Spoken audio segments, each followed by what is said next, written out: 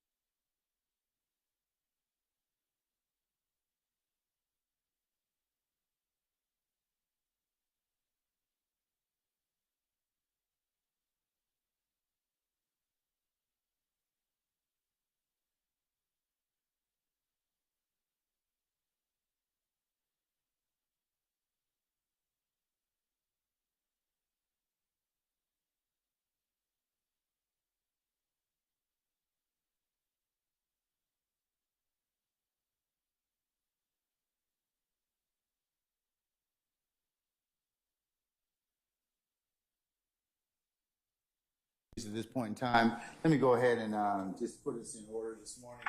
All right, we're back on the record in the matter of the state of Georgia versus Khalif Adams et al. In 22 SC 183572. Let me go ahead and take roll this morning. We have Mr. Stillwell and Mr. Botts and Mr. Sharp. Good morning, gentlemen. All right, Mr. Williams, Mr. Steele, and Mr. Adams. Good morning. Mr. Kendrick and Mr. Weinstein, good morning. All right. Mr. Huey and Mr. Matthews Sr., good morning. Mr. Nichols and Mr. Harvey, good morning. All right, Mr. Ryan and Mr. Williams, good morning. All right.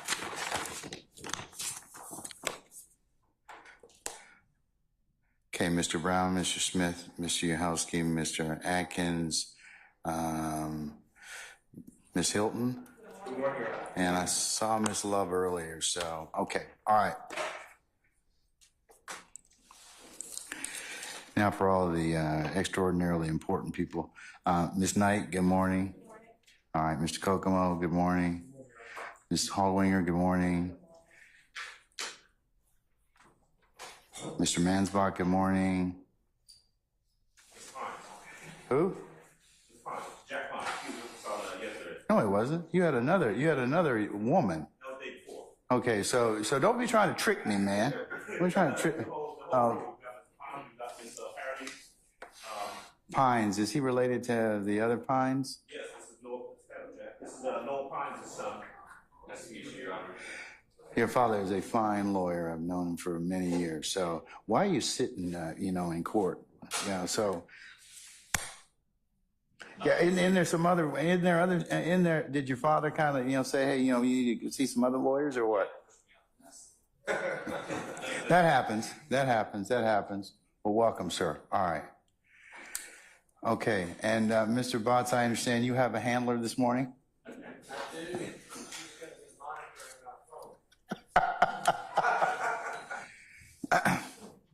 I just say you go get some classes. And who do you have, sir?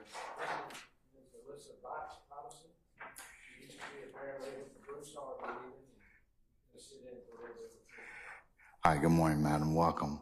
Okay. All right, please don't let him get up too much, okay? If he starts to talk, just okay, all right, okay. All right, anybody else I fail to recognize? Okay, all right.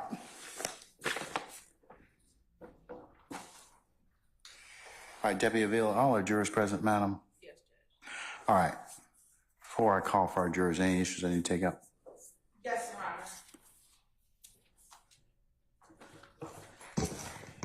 Your Honor, yesterday evening, the state received a email from John Melnick with Mr. Steele and Mr. Sharp copied on that email. Mr. Melnick advised that he represents our next witness in this case. Prior to receiving that email, the state had spoken with our witness on multiple occasions in preparation for trial. After yesterday, at about 5 or 6 p.m., whatever time I received the email, he advised that we need to cease all communications with his client. However, his client is? Mr. Kenneth Copeland. Okay. However, his client is not, there's no open pending litigation. We were operating as a witness.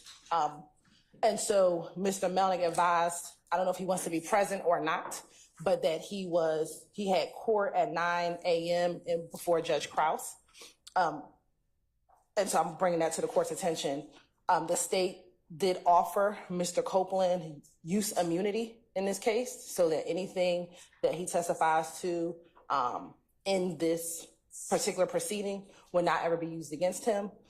Your Honor has signed that order, and so we are ready to move forward. However, I did want to bring to the court's attention that Mr. Melnick did advise that he was his attorney and that he was present in the building. I believe wanted to either address the court, but Okay, well, if he's inserted himself in that particular respect, he needs to probably be here. So can we send somebody up to Judge Krause's to inquire? Because, or is he here? Or is he outside? I have not seen him yet, so Is Mr. Copeland or his counsel present? Mr. Copeland is present in the courthouse. Yes. All right. Where's Mr. Judge, I saw Mr. Melnick this morning. I think he's in Judge Carnes' cell. Oh, maybe it's Carnes. Okay, can we see if we could find him, please, and have him tell him that we're about to call his client? I'm not sure if any of Mr. Chartemis still has. I do not have his phone number. Okay. Well, And while we're waiting for that, I do have two other issues. hold on, Deputy Avila, can you ask one of your colleagues, or Deputy Ham, can you see if you can go up or have one of your colleagues go up to Judge Carnesales and see if we can, one, either get him down here, or two, ask Judge Carnesale when he would be available. And tell him that we also have a witness that we need to call, okay? All right, sir. And then next, Your Honor, while we're waiting in that pendency, Mr. Copeland does have prior criminal convictions. The state did not see in any. We might want to take those up if he's got counsel, okay? Okay, well, I'll wait till. Yeah, so let's wait till his lawyer is actually here, so we can take up those issues if he does have counsel, okay? Yes, Your Honor. All right. I'm just going to recess in place then. Sir? Good morning. Can I just step out while we're recessing? Is that okay? Yes, sir.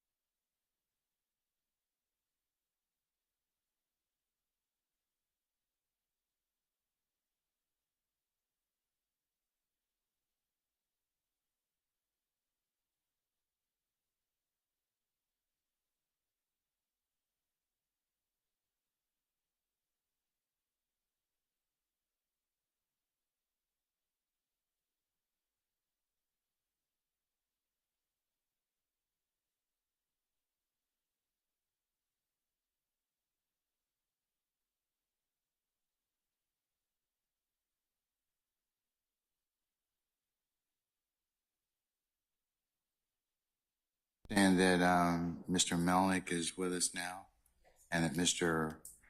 Copeland is outside, correct? No, he's Okay. Say again? He's here. Okay, all right. All right, Mr. Melnick, good morning, sir. Welcome. Good morning, Your Honor. All right. Sir, do you have any issues of concern or that I need to take up before the state calls your client? I do, Your Honor. Okay, go ahead. May I approach? You may. Good morning, Your Honor. Good morning, sir. So for the limited purpose of this issue regarding whether Mr. Copeland will testify at this trial, I am representing Mr. Copeland. Your Honor, I spoke with several individuals in the Fulton County District Attorney's Office before this case was indicted. And the Fulton DA's office was very well aware that I was representing Mr. Copeland. Apparently, they have had conversations with Mr. Copeland outside of my knowledge and presence.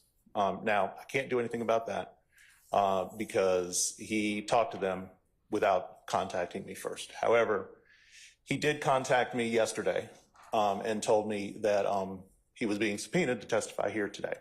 And I asked him what he wanted to do. His position had been and has always been that he wishes to exercise his Fifth Amendment privilege against self-incrimination. I have explained to him, and I learned this morning, that apparently an immunity order has been entered under OCGA 24-5507, granting him use immunity for testimony at this trial. I would object to that proposition. And the reason is this. I know very well that the district attorney's office knew about my involvement in this case from the inception of this case. I spoke with Don Geary in 2021 about this matter. And he asked me whether or not Mr. Copeland intended to cooperate with the state. And what he told me is that Mr. Copeland would probably either be a witness or potentially a defendant in this case. I spoke with Mr. Copeland. We had numerous conversations between myself, Don Geary, and Thomas Greiner, who's in the Fulton County District Attorney's Office, who was prosecuting Mr. Copeland for a separate matter. And Mr. Copeland has steadfastly said that he intends to exercise his Fifth Amendment privilege. I have also participated in a conference call regarding a bond for Mr. Copeland when he was when he had an indictment in Judge Whitaker's division. Present in that conference call was myself, Adrian Love, Adam Abadi, Abby Potter, and Judge Whitaker.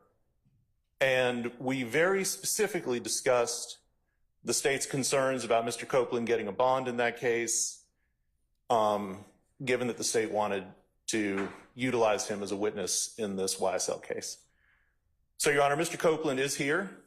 I can state as his attorney that he intends to exercise his Fifth Amendment privilege against self-incrimination. He does not wish to testify in this trial. And I would ask, there is no other, he's not on bond, he's not on probation, there's nothing like that.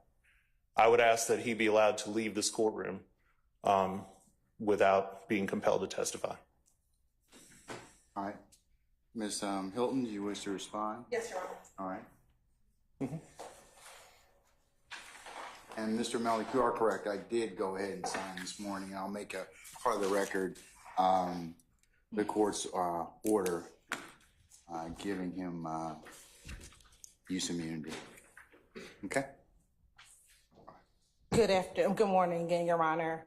So first, let's give a timeline of events. Mr. Melnick spoke of speaking with Mr. Don Geary. I would believe that. What does that have to do? Let's cut to the chase. Okay? So I mean, all of that it may be maybe historically. Because I want to make sure the record is clear as to what Mr. Melnick said as far as his representation of him, especially as it relates to him being a witness in this case. Okay, all right. So I'll let you fill in the background. Sure. Okay, go ahead. So when Mr. Melnick, I believe, engaged with Mr. Geary, Mr. Copeland had at that time either two open pending cases, because this would have been in 2021 or 2021.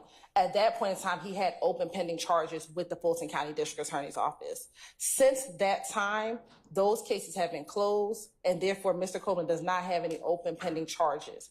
Therefore, we have not spoken to Mr. Copeland previously when he had open pending cases. We have only spoke to Mr. Copeland as it relates to his being a witness in this trial. Mr. Copeland was subpoenaed a few months ago, but as we were getting closer to his testimony, we resubpoenaed him again last Friday, which was a week from today. When we met with him, we spoke with him briefly. I believe I asked him if he had an attorney or if Mr. Melnick was his attorney. I believe my understanding from Mr. Copeland was that he hadn't spoke to him or that he wasn't his attorney. At that point, we continued to engage in conversation. Mr. Copeland engaged with us. On Monday, we reached out to Mr. Copeland to see if he wanted to come down to do witness prep. We did not meet on Monday. On Tuesday, we thought that he was going to get called. He came down here. We spoke.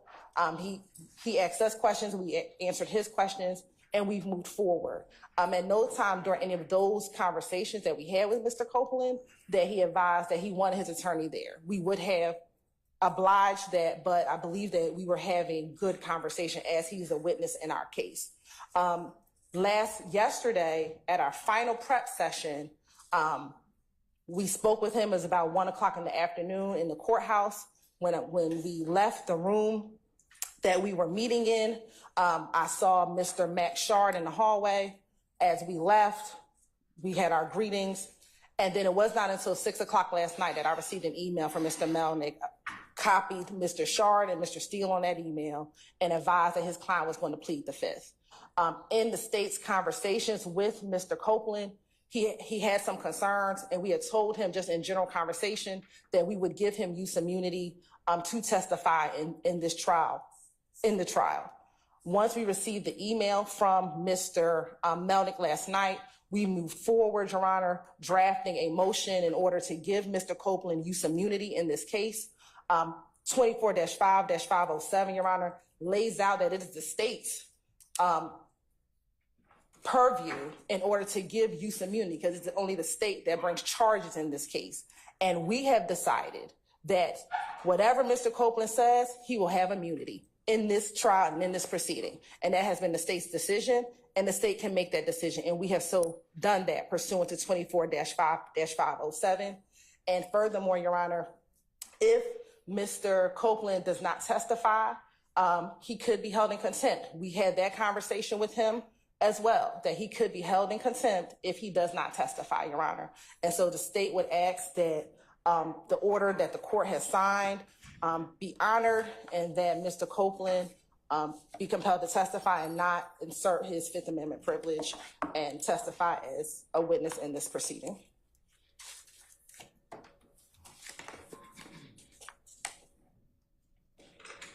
May I respond, Judge? Yes, you can, Mr. Melnick.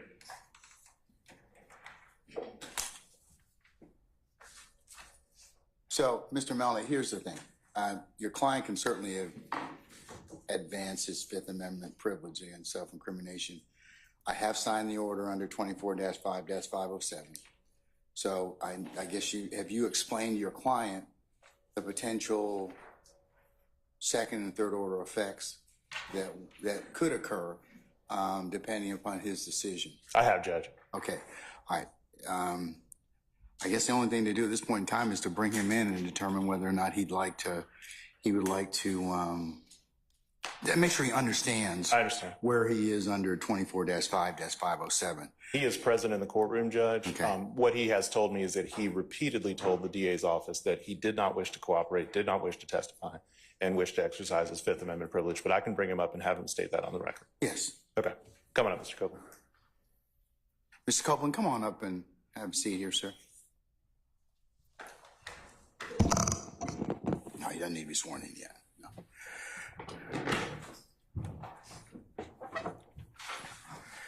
All right, Mr. Copeland, your counsel, Mr. Melnick, have you had an opportunity to talk with him about testifying today? Yes. All right. Has the state provided you a letter of immunity or a copy of the order that I have signed directing that they give you use immunity? Yes. Do you have a copy of it? Yes. All right. Can we see that, please? Can I? I need 2 copies of it, actually 3. You're fine. Not yet, sir. Doesn't apply to you yet, Mr. Steele.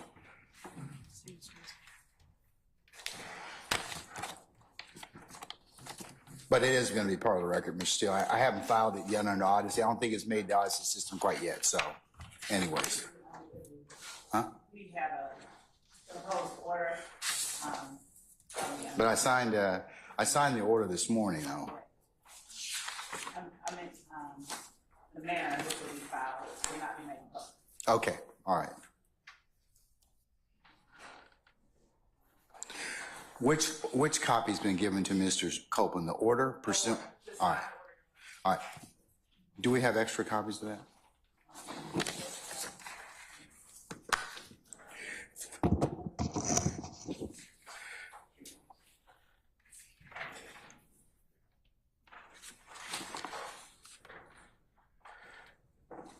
All right. Mr. Copeland, I'm going to mark this as the next court's exhibit in order, okay? Mr. Copeland, can you take a look at that order for me, please, sir? All right, let's just go through it right quick, okay? I just want to make sure that you understand where you are and you have your attorney here. And if you have questions of the court or your counsel, you can go ahead and do that, okay? All right? You have to answer yes or no, sir. All right. Okay, all right. I'm not trying to trick you. I'm not trying to do anything other than explain this to you, all right? Okay. Okay, all right. Mr. Copeland, this order reads basically, the state of Georgia has moved the court pursuant to this particular statute, which is 24-5-507, to compel your testimony, and our district attorney, Ms. Willis, having determined that your testimony is materially as necessary to the public interest. And that is, and if you take a look at the footnote, sir, I'm sure your attorney's probably explained this to you, that she has the purview of determining whether or not your testimony is needed for a particular trial. I don't even have that authority. Your attorney doesn't have that authority. You can't decide that maybe it's not really necessary. She makes that decision.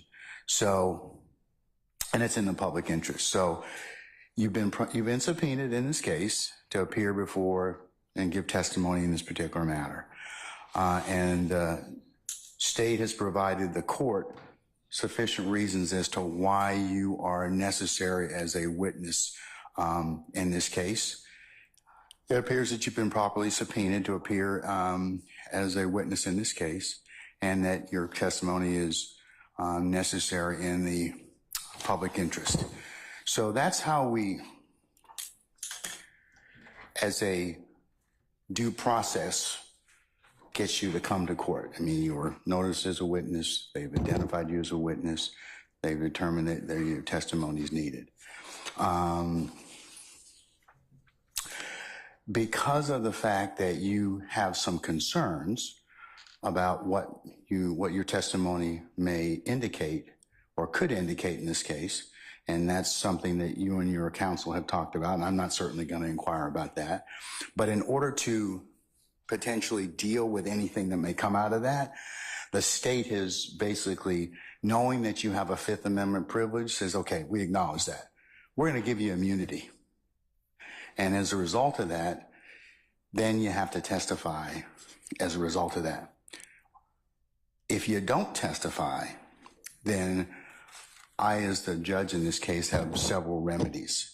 One of those is that I could hold you in contempt and jail you because the way that you get out of that contempt is to just testify. That's the only thing they wanted in this case, for you to testify. So your attorneys told me you're going to invoke your Fifth Amendment privilege. Done, said. However, the immunity has been signed. I have a copy of that right now. So you're required to testify. So if you don't testify, the state's probably going to ask me to jail you. And I'm probably going to do that. So I'd like you to go ahead out and talk with your lawyer and tell me what you want to do at that point in time, okay? Do you need any more time to talk, Mr. Copeland? Okay. What is your desire at this time? I'm taking the Fifth. Okay, you've taken the Fifth, but you've got immunity, but you still want to, are you going to testify? That's the thing. That's the question. That's the question on the floor. I've acknowledged the fact you have a Fifth Amendment privilege, but the state's given you immunity, so that overrides that Fifth Amendment privilege. They require you to testify. Yeah, but the state don't know what they're talking about. So they ask me a question that implicate me, then... Okay, they can't prosecute you on that. They can't.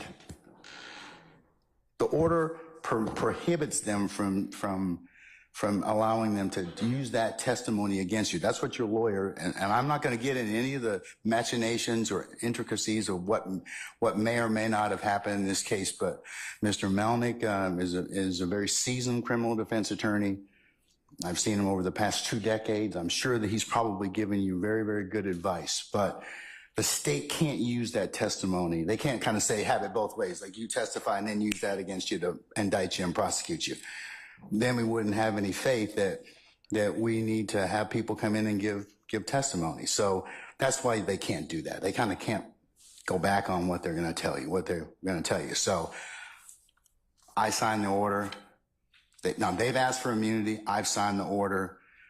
So basically, whatever you have to tell us, you tell us. Say no more. Do you wish to testify, Mr. Copeland? Is that no? You have to say no on the record. Say it again. Do you wish to testify? He said I can tell him whatever I got to tell him. That's So right. I testify. You will testify. Yeah.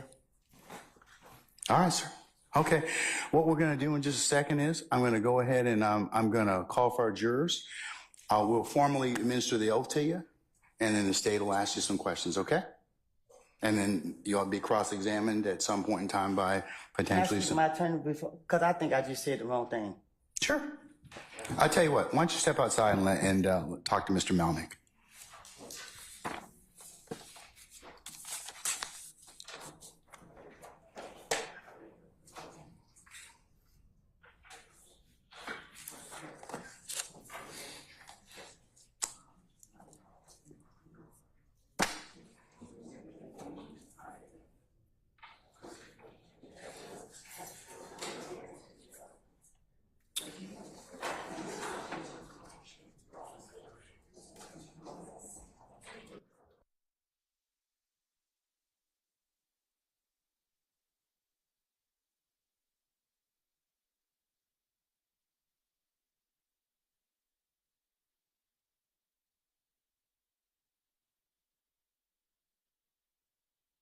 Don't go anywhere, okay?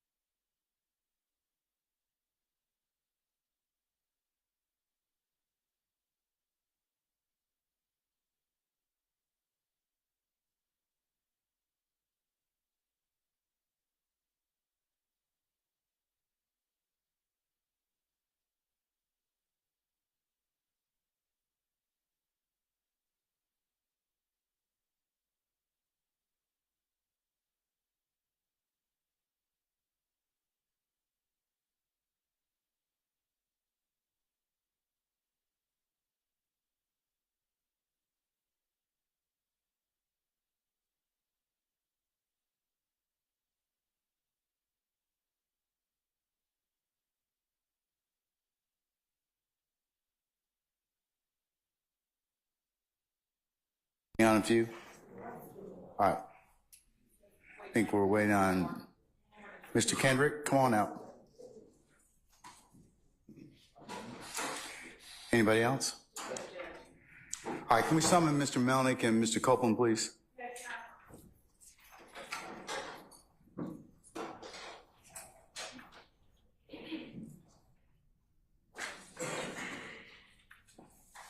Come on up, Mr. Copeland.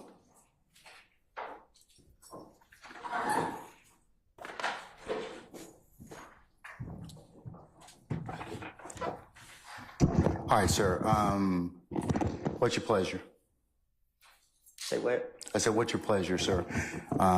Do you wish to give testimony? I know you don't want to give testimony in this case, but you've been given immunity in this particular circumstance, use immunity. So, are you going to testify? Yeah. Okay. All right. All right, sir. Then what we'll do at this point in time is we'll call for our jurors and we'll swear you in, and we'll go ahead and take your testimony. Okay. All right. All right. What is it, Mr. Steele?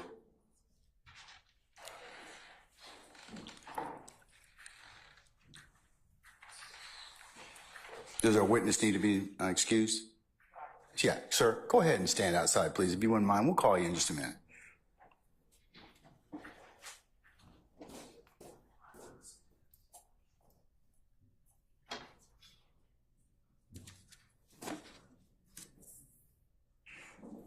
All right. Mr. Copeland has left us. Yes, sir. What's your pleasure? Good morning, Your Honor. Good morning to everyone. Your Honor, I would like the court to weigh in on this, please. I would like it now. That's why I raised it. But if you do it on a break, that's fine. I mean, whatever you want. But I'm citing to court two cases, if you don't mind. Franklin, which is Franklin, like Donald Franklin Samuel, versus State. It's 166 Georgia Appeal 375. Yes, of course.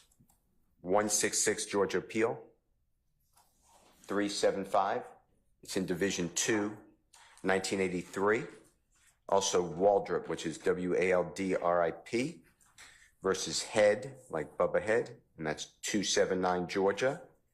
826, that's Division 2. It's Roman numeral 2A, capital A. 620 Southeast 2D2. Oh, that's wrong. 829 2005. And Your Honor, what I'd like you to do is the state has stated today, and Ms. Hilton told me this last evening. I don't remember the time, but maybe 6 o'clock, 7 o'clock, something like that. We had 2 telephone conversations. She said that she's met with Mr. Copeland and other members of the prosecution team. I asked for any notes that were entitled to exculpatory information under Brady. Ms. Hilton told me that there was one statement, and she emailed that to me and to everyone on the defense side. But, Your Honor, I don't have any of the other notes. Mr. Copeland met with law enforcement on the January 11th of 2015. So, God forbid, the killing of Mr. Thomas is at 7:22 approximately, January 10th, 2015. By the early morning hours, I'm going to tell you about 4 in the morning, Mr. Copeland is on video, audio recording with Detective Thorpe the next morning. So it's January 11th, 2015. And he made statements that he knows nothing about anything. Since then, he has made additional at least 5 recorded statements that I'm aware of, and he's made other statements that I have nothing on. Anything, and he's been inconsistent. So anything that he told the state in this preparation would be inconsistent statements, which is impeachment evidence under Brady. And the state, I presume, will claim work product. That's why Ms. Hilton didn't give us any of the notes. But work product of the state is typically not subject to compelled discovery, except to the extent that such notes may be exculpatory and must be disclosed under Brady versus Maryland, which is 373 U.S. 83. that's under Franklin, and then Waldrop versus Head says that work product doctrine gives way to the accused constitutional right to exculpatory and impeaching evidence under Brady. So what I'm asking this honorable court to do is order the state to produce all notes. They had investigated. If they don't want to do that, I ask the court to get a copy of the notes, in-camera inspection, and then meet with us ex parte so we can tell the court what we believe would be inconsistent statements, which is impeachment. That's why I brought it up to the court. All right. Your Honor, as I discussed with Mr. Steele last night, I turned over the statement that I believe was Brady, which was what Mr. Copeland told me about an incident in which there was a theft. And I provided that information to defense counsel. Outside of that, the state doesn't have any notes. And so there's nothing else to turn over except for what I did turn over. We do have one additional matter, Your Honor, which would be criminal convictions that I would like to address. Okay, let's deal with the issue of the first issue of the notes, okay? Do you have any written notes from your interviews of Mr. Copeland? What Mr. Steele is basically saying is that Mr. Copeland's given a few, he said 5 statements, and that some of those may be inconsistent, which would fall into the category of Brady, or may fall in the category of Brady. So do you have any written notes that you or your team took that arguably would be work product, but that I would need to review to determine whether or not they are on Brady? We do not have any written notes, Your Honor. All right, Mr. Steele, then that satisfies that issue in terms of that. If I find out that there's any other additional notes, then I'll change the terms of my consideration on that issue. Your Honor, and I'll get you the case in a moment because I don't have it at my mind unless someone else does, but oral statements must be reduced to writing if they're Brady by the prosecutor. Yeah. But I think they're saying to you that the only statement that they have that's Brady is the one statement they've turned over already. And Your Honor, furthermore, in addition to that, in our conversations with Mr. Copeland, he didn't give us any different information than what is contained in the 6 interviews that defense counsel has had since 2022. So there's, outside of this one sentence or this one piece of information which we gave, our conversations were not. There's nothing. Are you telling me that there's nothing that that needs to be reduced to Brady? Correct. Produced as Brady. If there was, we would have reduced it and sent it over. All right. Okay. All right. Let's talk about prior convictions. Where's Mr. Melnick? Can you have him come back, please?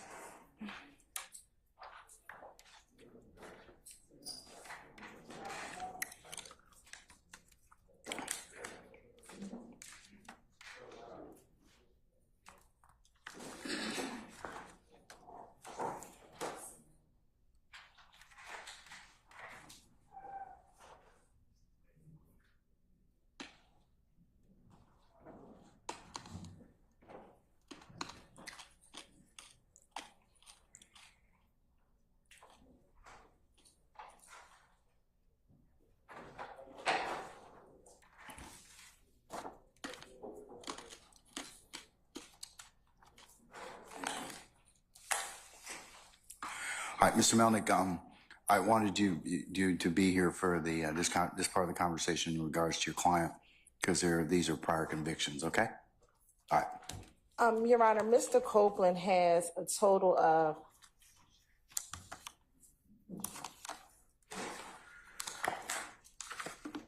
11 convictions, Your Honor, prior convictions. However, based on 24-6-609, we believe that only 4 of them will be able to be discussed during the pendency of this case. The state has not received, and if any defense counsel can correct me, any notice that they wanted to use any convictions greater than 10 years old. And so I wanted to put on the record the convictions that are greater than 10 years old. Again, I did not see any notice that any defense counsel intended to use these, so we can Or have the state's intending to use any of them. or the state's intentions to Okay. use any of them, so that we could have argument on those. So the convictions that I believe should not come in are as follows: 09 SC 82479, which was a September 1st, 2009 conviction.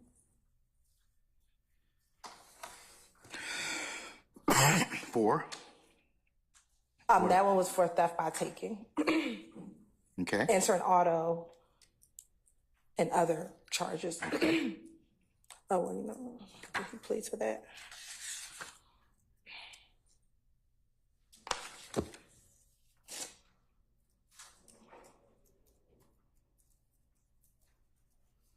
Okay. I just want to make sure that he didn't plead to. You know, in all candor, Your Honor, I believe he did plead to giving false info. So for the 09 case, he did plead to giving false information. So they would be able to use that for the limited portion of the fact that he did plead to giving false information. Yes, that part would be. That part would be. Would be admissible. The next case we have, Your Honor, is 10 SC 87662. And he pled in 2010, but he ended up pleading to a misdemeanor. He pled to misdemeanor theft by receiving.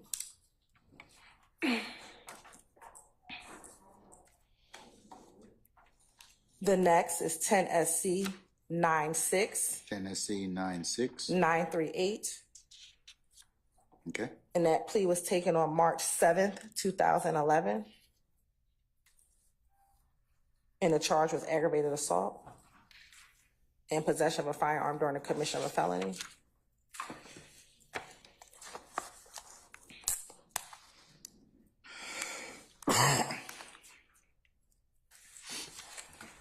And then the next one is 12 SC 110195.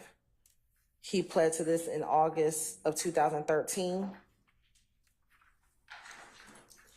And he pled to entering auto, several counts, misdemeanor criminal trespass, misdemeanor obstruction, misdemeanor theft by taking.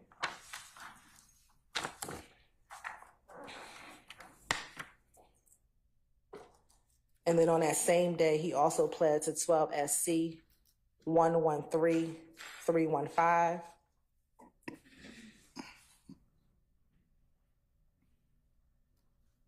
He pled to that on August 13, 2013. And there he pled to terroristic threats, aggravated assault, and battery. Then, Your Honor, he also had another case, which was Law&Crime, which was 12 SC 113001. And another case, which was Law&Crime 13 SC. Oh, excuse me, this was a re-indictment of that 12 SC case. So the number was 13 SC 120161.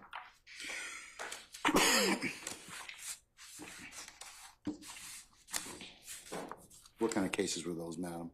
Those were, it was a possession of MDMA and possession of marijuana less than an ounce. And the 13 SC was a re-indictment.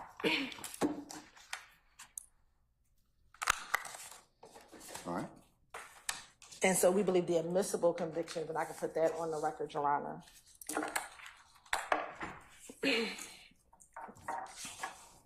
would be 15 SC 136794, in which he pled to that in December of 2018. And the charge was theft by receiving stolen property.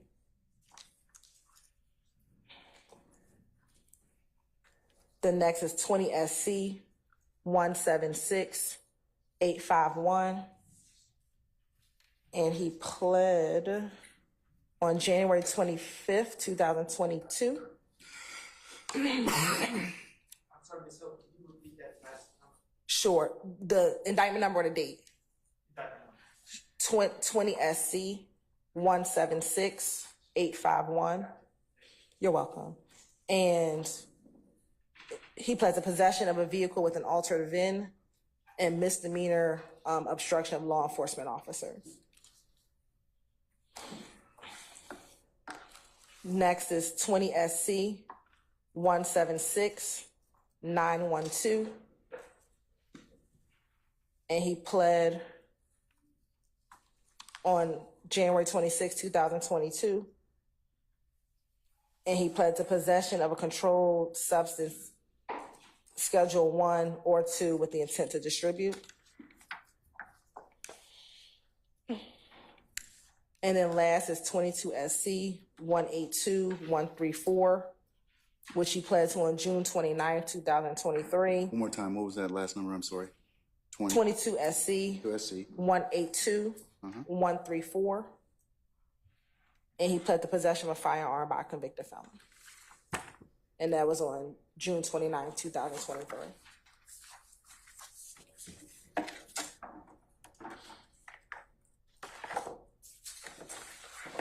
And Your Honor, there's also a federal indictment. I do not, but he pled to that federal indictment in 2015. And so that indictment would be right. I'll get you the federal indictment number. Have you shown these, the non-qualifying and qualifying convictions to defense counsel? I have not. Can you let them take a look at it? Oh, they have. Oh, yeah, we did provide. We do have, well, we did work as well, but we have a disagreement about what's qualified, what's not qualified. Okay, what do you have a disagreement as to what? Well, Which matter? okay, thank you, Your Honor. First of all, we are looking through the court's records. Okay, Mr. Still says he has it. We did file a motion of intent to impeach with convictions over 10 years old, so we're going to have to address that.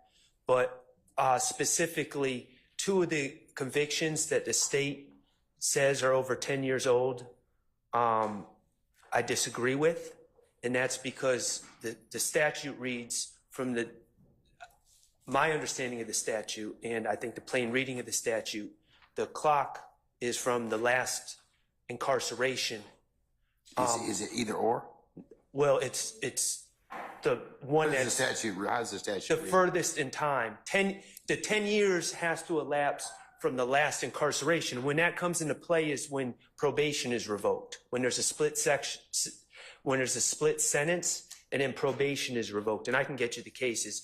But, Your Honor, 12 SC 110195, as well as 12 SC 113315, we would agree that the plea was entered over 10 years ago. However, on the court's records, the probation was revoked on 2/21/15. He was in custody at the time, so he's been incarcerated on those charges.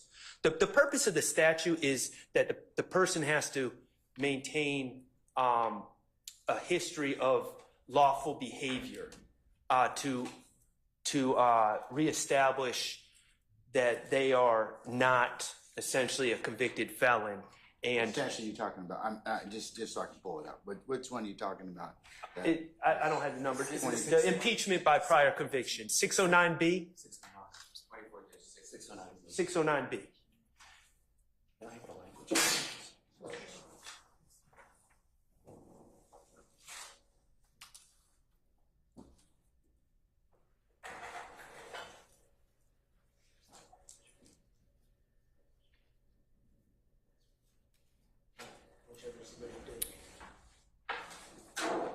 So, Your Honor, the statute says or release from confinement, whichever is the later date, is what I was referring to in the statute, the plain language of the statute.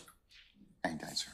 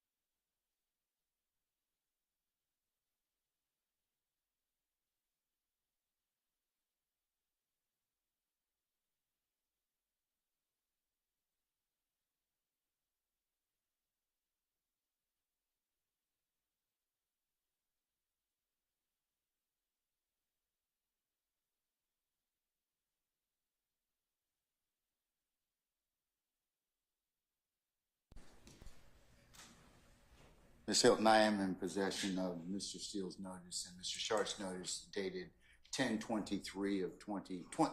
It was actually filed, or e-filed 10/24 of 2023, giving notice of intent to impeach by conviction greater than 10 years pursuant to 24-6-609. So it seems like the notices were in fact given timely. I'll include it as the next court exhibit in order. The only thing I have to do is do a 403 balancing test. So is there any reason why they wouldn't necessarily be the prejudicial?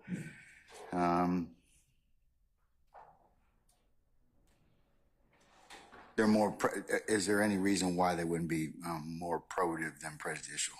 Prejudicial and probative, I should say. Your Honor, I would ask for Mr. Steele and Mr. Steele either or to make Mr. Steele and Mr. Shaw to make the argument because they're asking for the propounding of it. We believe that it is more. I can't hear you. I'm so sorry. We believe that these are more substantially prejudicial than probative. And so I would ask for them to propound their argument so we can respond. Yeah, I have to consider that as the last thing for the convictions that are over more than 10 years old, unless they fall into the category of criminal falsity or I understand, Your Honor. I would say, though, I think we have to also analyze what I just announced about the two convictions. Those are not over 10 years old. Based on the plain language of the statute, also, this is my notes to these cases. So, but it's service of time for parole violation counts as confinement for prior convictions and calculation for the 10-year period. That's US v. Gray, 852, Fed 2nd, 136. It's a 1988 case out of the 4th District. In US v. McClintock, 748, Federal 2nd, 1278. It's a 1984 case out of the 9th. Do you have anything more recent from our Supreme Court? I don't think it's really... From our Supreme Court that's talked about the date of incarceration? I just want to know, I mean, I'm familiar with the rules in general about and being incarcerated and not completed those particular periods of probation extends the time. If you have a probation revocation, that extends the time. Right. So it's upon completion, which is ever greater. So, Mr. Weinstein to the rescue. Williams v. State, 302 Georgia, 474 at 482. And that's a 2017 case. Williams versus the state? Yep. Yes, Your Honor. What is it again? 302 Georgia, 474, I believe his handwriting is, or is that 9? 474 at 482, and that's a 2017 case out of the Supreme Court of Georgia. I believe is going to stand for that same proposition. And as I said, that would apply to 12 SC. If my understanding of the court records, we pulled these cases and pulled the probation revocations for these cases. That would apply to 12 SC 110195 and 12 SC 113315. Those would now come within the 10-year time limit. And yes, and also, Your Honor, just the plain reading of the statute, it defines time limit, and it says, evidence of conviction under this code shall not be admissible if a period of more than 10 years has elapsed since the date of the conviction or of the release of the witness from the confinement imposed of such conviction, whichever the later date, unless the court determines in the interest of justice that the probative value of the conviction supported by specific facts and circumstances substantially outweighs the prejudicial effect.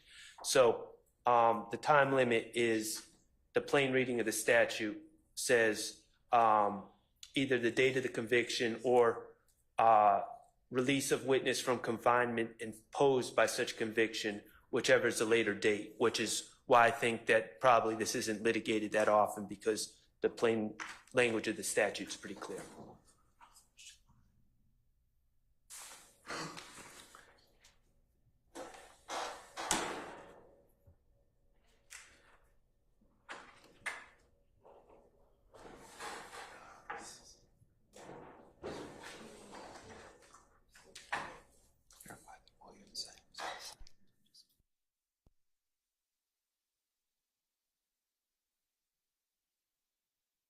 Your Honor, I'm sorry. No, I'm good. Okay. Your Honor, and Mr. Shark can show me, I believe, and we're just double checking right now. The 1-1.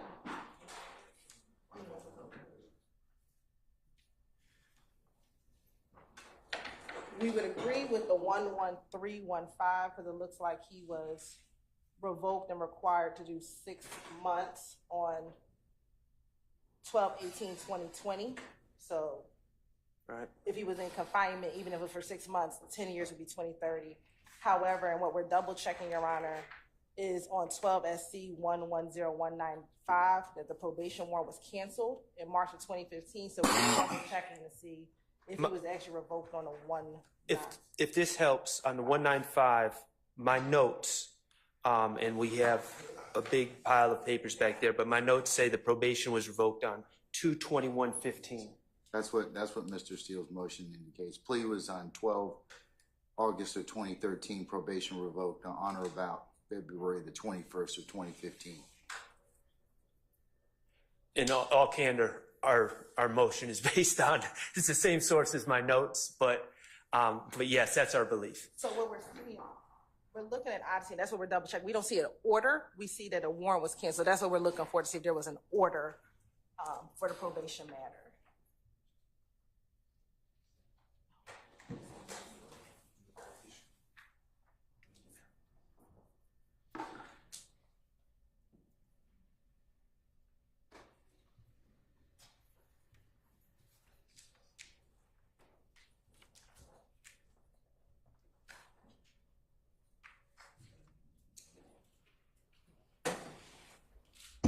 While y'all are looking, I'm just going to read.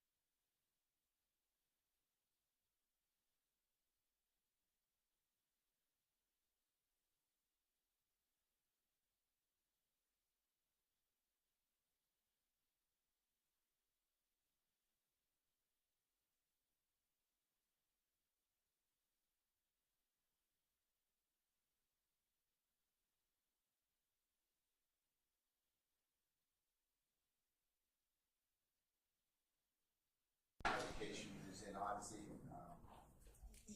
Yeah. So what we have in Odyssey is that there was no revocation for 12 SC 110195. Mr. Steele, Mr. Short, do you have any documentation showing there was in fact a revocation? Well, we don't have access to Odyssey, Your Honor. And that's the. Where'd you get the date, though? That's why I'm trying to find out. If you put it, please.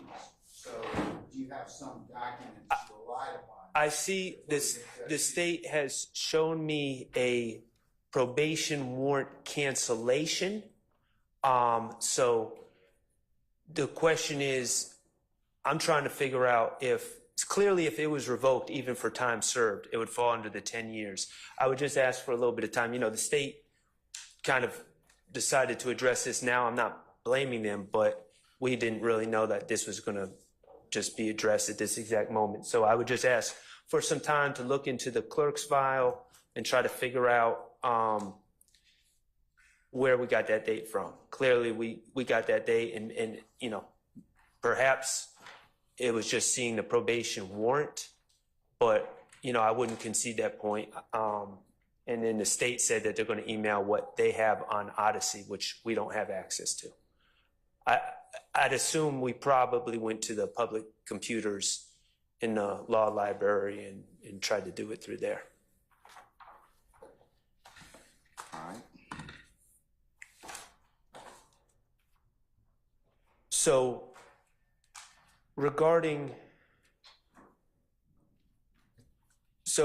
my understanding where we are right now, the 3315, the state has conceded that falls within the 10 years, so that's not on the table. The 0195 may or may not be on the table depending on what we learn about that case. But for the ones outside the 10-year, we did give timely notice. You did. And so that's going to be a balancing. So tell me why they're more probative than prejudicial at this point in time. Well, for prejudice, it's a bit confusing to me because I don't know who would be prejudiced by the truth about Mr. Copeland's prior convictions coming out. Certainly he wouldn't be prejudiced. He's been given immunity. He's not a party to this case. So I don't really see any real prejudice. But the probative value towards his credibility, first of all, I'd point out that one of these cases, 09 SC 82479, not only involved giving false info, which is very probative of one's credibility, but also involved a theft. A car theft. Thefts are viewed as more probative to credibility than other non-crimes that involve some level of deceit or dishonesty. So the fact that it's a theft makes it particularly probative towards credibility. But also, Your Honor, Mr. Copeland is the key witness to a number of acts in this case. He's really one of the key witnesses of the case, if not the key witness. His credibility is the crux of this case. He's the linchpin of this case. I anticipate that he's probably going to be on the stand for a week or more. So one of the factors that we take into account when we're doing the balancing test is the importance of the witness's credibility towards this case. And his credibility and the ability of the jurors to consider his entire history, his entire criminal history is paramount to assessing his credibility. And I'll point out, Your Honor, one other thing that I think is relevant towards the probative value of credibility. If Mr. Copeland was someone who, say, had an 09 SC 82479 case and had a conviction, and then, learned from that conviction, turned his life around, went about, got a job wherever, was working, taking care of his children and taking care of his family, and just living a law-abiding life, I think the argument would be stronger for it lacks probative value. But he hasn't done that. He's continued to commit crimes, to violate the law, to lie, to commit crimes indicative of a lack of credibility. So this tells the whole story. And I don't know why we wouldn't give the jurors the whole story about a man's history and his lack of credibility when his credibility is ultimately so important in this case. I don't know what he's going to testify to, but I do know that there's a possibility that things he said are going to come out, and the jurors need to know, can we believe this guy or not? And they need to have the full story about Kenneth Copeland and his criminal history. All right, sir. State, you wish to respond, or? Your Honor, I don't believe them having the full history is what will determine his credibility. They have now 5 convictions that they can impeach Mr. Copeland on. The issue is he a convicted felon? He is, and they have 5 convictions. These other 4 from 2009 and 2010 would be substantially prejudicial in this case, given that they have more recent charges for which he was convicted of. These charges, again, are theft by taking. They already have a theft case that they can use to impeach him if they choose to do that. The other one is an ag assault, and the other is an entering order. I want to be clear that there is the 10 SC 87662 case, which he pled to a misdemeanor, which they could not use because he only got 12 months in custody on a Is theft. that the one, the theft by receiving stolen property? That's the theft by receiving. 10 SC 87662? Correct. So the 3 indictments that we're looking at, I believe, is 09 SC 82479, 10 SC 96938, and the 12 SC 110195. What about the 9 CR 35, and then there's 44, it's 4444. 09 CR, that would be a misdemeanor because that would be solicitors. If it's 09 CR, that would be a solicitor general's case. What about the 09 SC 82479? Yes, Your Honor. So the 3 cases that we're looking at, Your Honor, is 09 SC 82479, 10 SC 96938, and 12 SC 110195.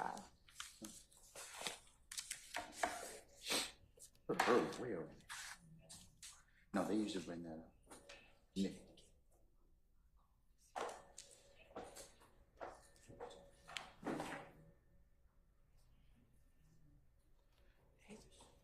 She has to do that with Nick.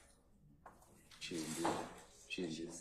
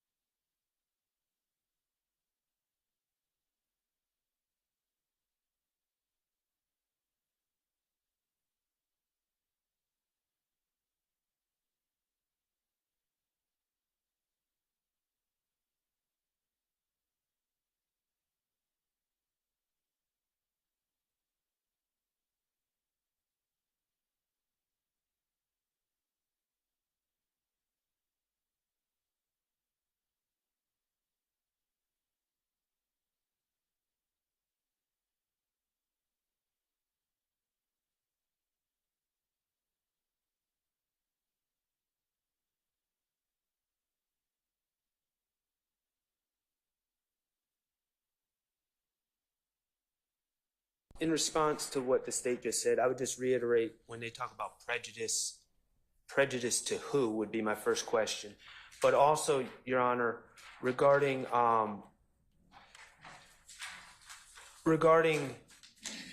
the misdemeanors, the state is suggesting that there's a ban on misdemeanors, if they're not felonies. But I would point, Your Honor, to 246609A2, which reads evidence. This is what can be used to impeach as far as convictions. It says evidence that any witness has been convicted of a crime shall be admitted regardless of punishment. If it readily can be determined that establishing the elements of It such says in crime. excess of 1 year. So it's got to be in excess of 1 year. For misdemeanor, that's why misdemeanors are usually disqualified. I don't, where, I'm sorry, Your Honor, where are you seeing excess 1 year? 24-6-609 for purposes of attacking character, untruth.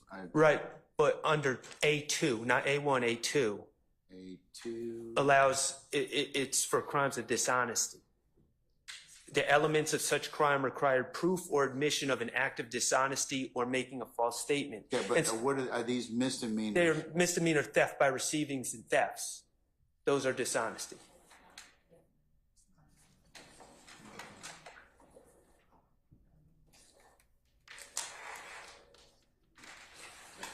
Okay, all right. So I just wanted to say, so I don't agree with the wholesale just conclusion that misdemeanors are not admissible. Okay, so the misdemeanors that involve theft, We the would court say, is of the opinion, I would agree with you, that they'd be admissible. right. And so, Because they're dishonesty. yes, Your Honor. Because they're dishonesty. State's shaking their head, but no, they're dishonest. they're dishonest, all right? So. We have case law. Well, then come on, bring it. Stop sitting back there and holding your tongue then. Tell me what it is. 284 Georgia Appeals 534. Say again? Adams v. State. Hold on.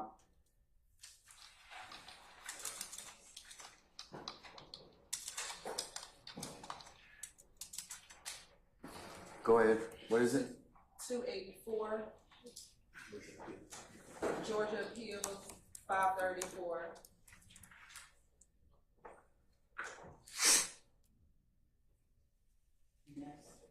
And it says for impeachment purposes, crimes of dishonesty were limited to those crimes that bear upon a witness's propensities to testify truthfully.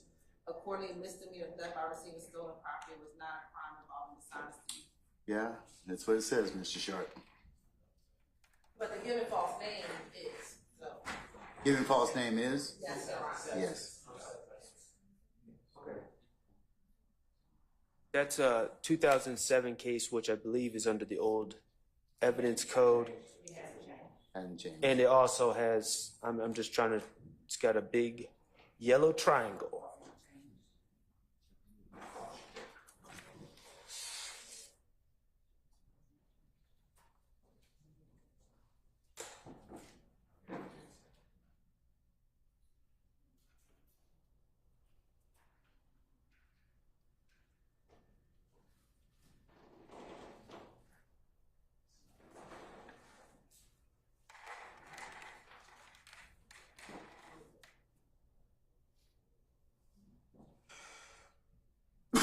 Excuse me.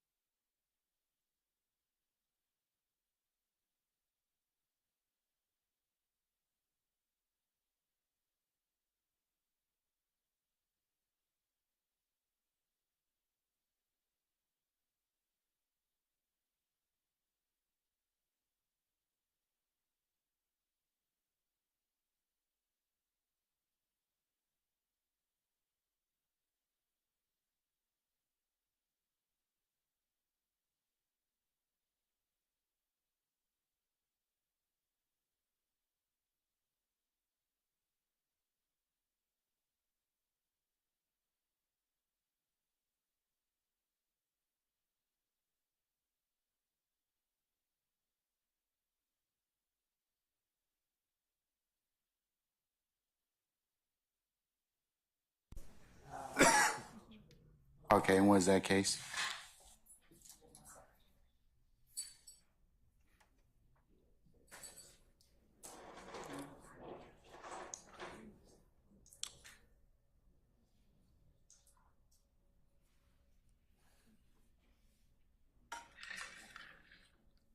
Your Honor, we maintain that the case is cited as good law. Those that are crimes of dishonesty, sorry. We maintain that the Adams case is still good law, Your Honor, and that crimes of dishonesty do not include theft by receivings. I would concur, Mr. Sharp. I'm going to go ahead and exclude those particular misdemeanors, okay? Okay, so, I say okay, not waiving any. I You've understand. objected. You can have a continuing objection. I Yes. certainly understand for purposes of review. I Okay? should say, I understand the court's rule. Okay, all right. Regarding 09 SC 82479, 10 SC 96938, we still have the probative value of credibility versus prejudice balancing that Your Honor needs to do. I'm gonna rule that they're more probative than prejudicial, okay? Thank you. All right.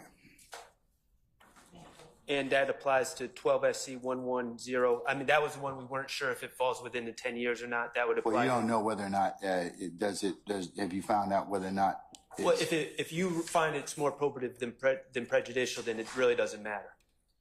which one are you talking about? 12 SC 110195. It's That's the what? entering autos. And the probation, I felt it was revoked, and I asked to look into it to see if it occurred within the 10 years. But if Your Honor is finding these prior convictions more probative, then it really doesn't than matter. prejudicial, so it wouldn't make a difference at Okay. that point. Thank you. You're allowing them in, Your Honor? or I'm you're- gonna allow them in. Thank I'm you. gonna allow them in. Thank you. Okay. All right. While you're calling in the jury, Your Honor, can I just take a comfort break? If I'm getting ready to call the jury in, I can do it at the same time. All right. Thank you. Ladies and gentlemen, we're going to take 10 minutes, take a comfort break, and we'll see where the day leads us at that point in time. Okay? All right.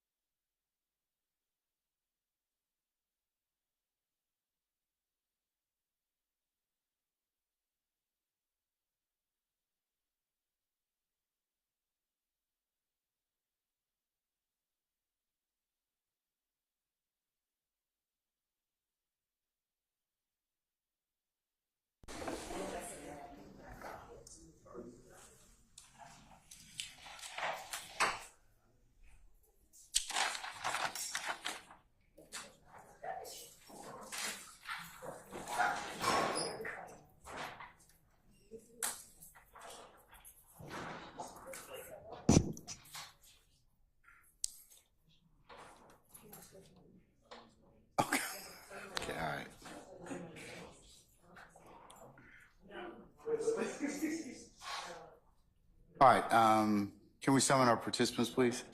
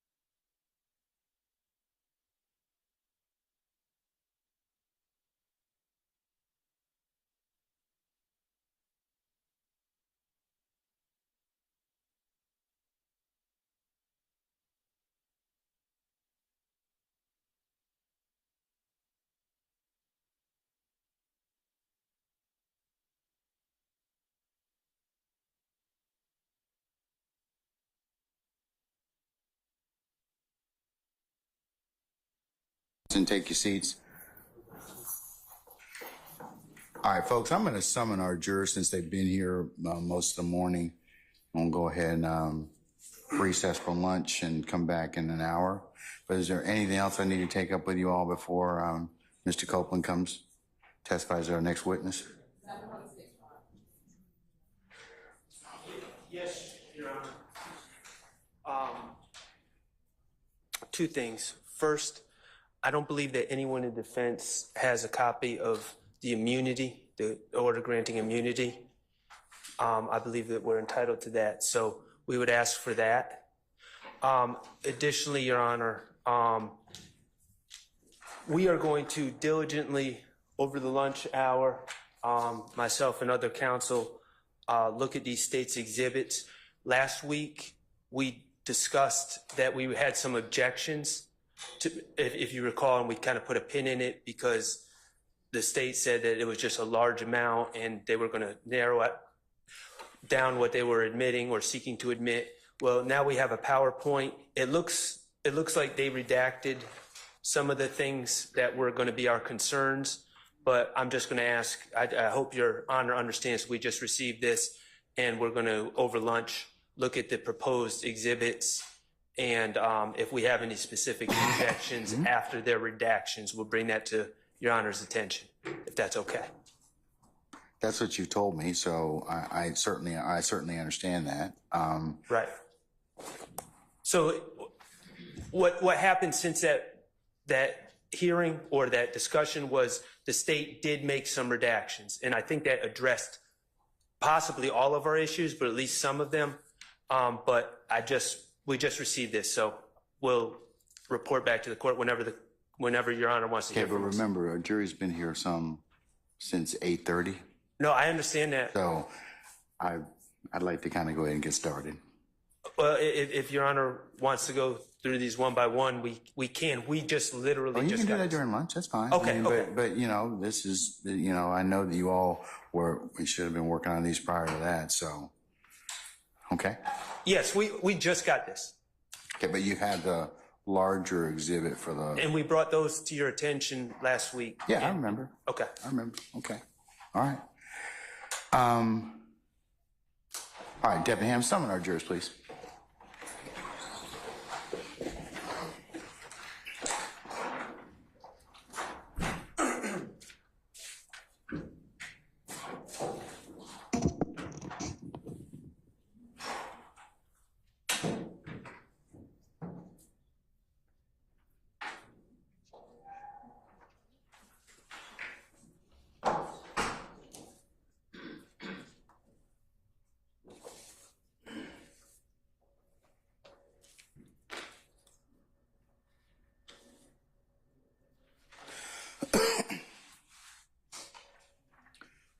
Oh, we're waiting. Where's Mr. Melnick?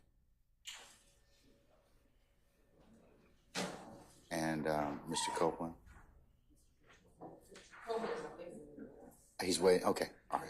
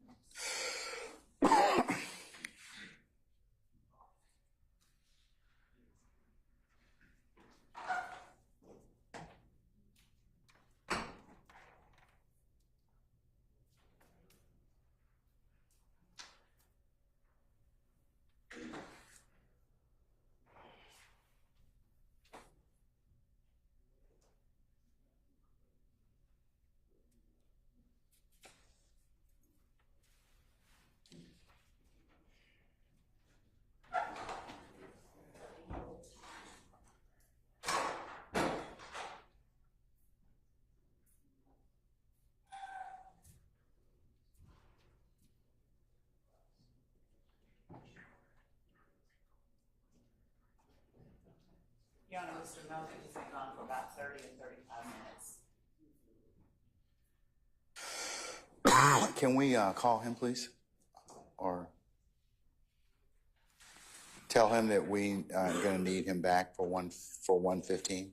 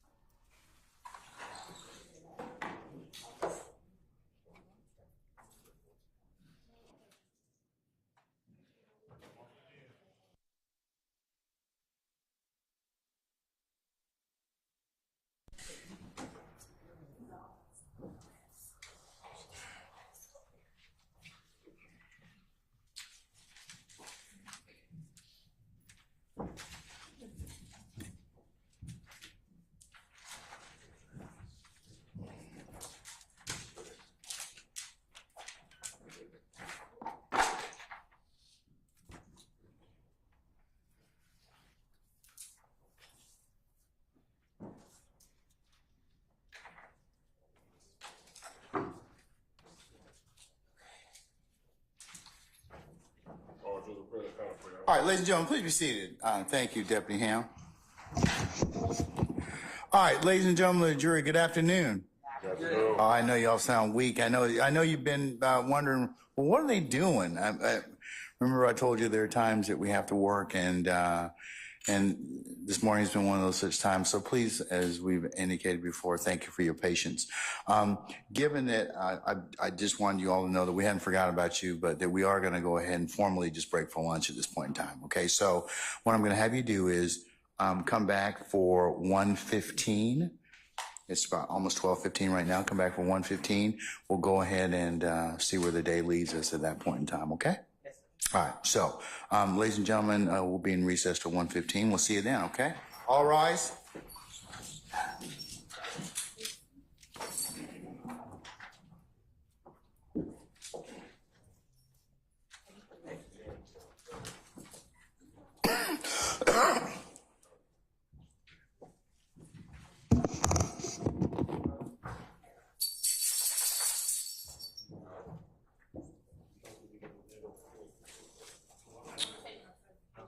All right, ladies and gentlemen, our jury has left us. I'll see you all back at 1:15.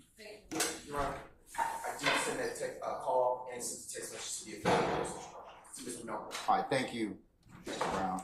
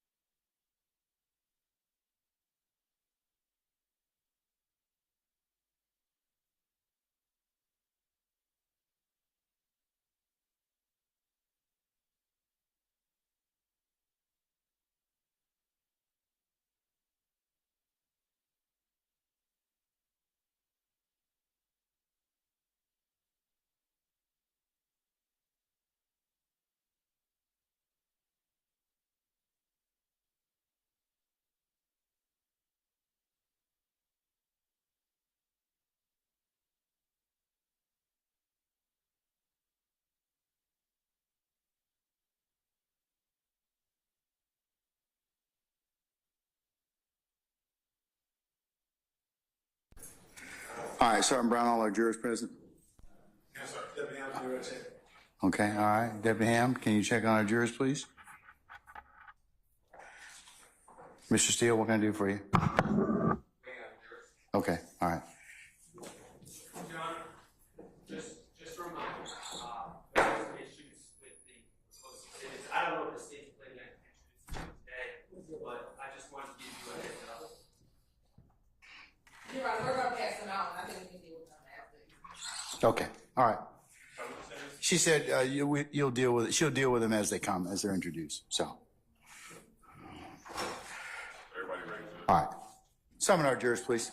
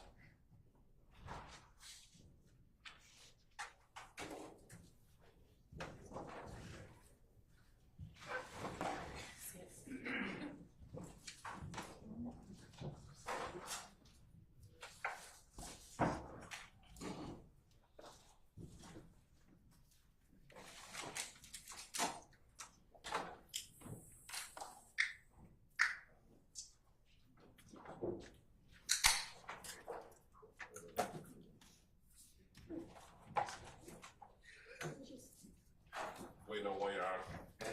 All right, sir.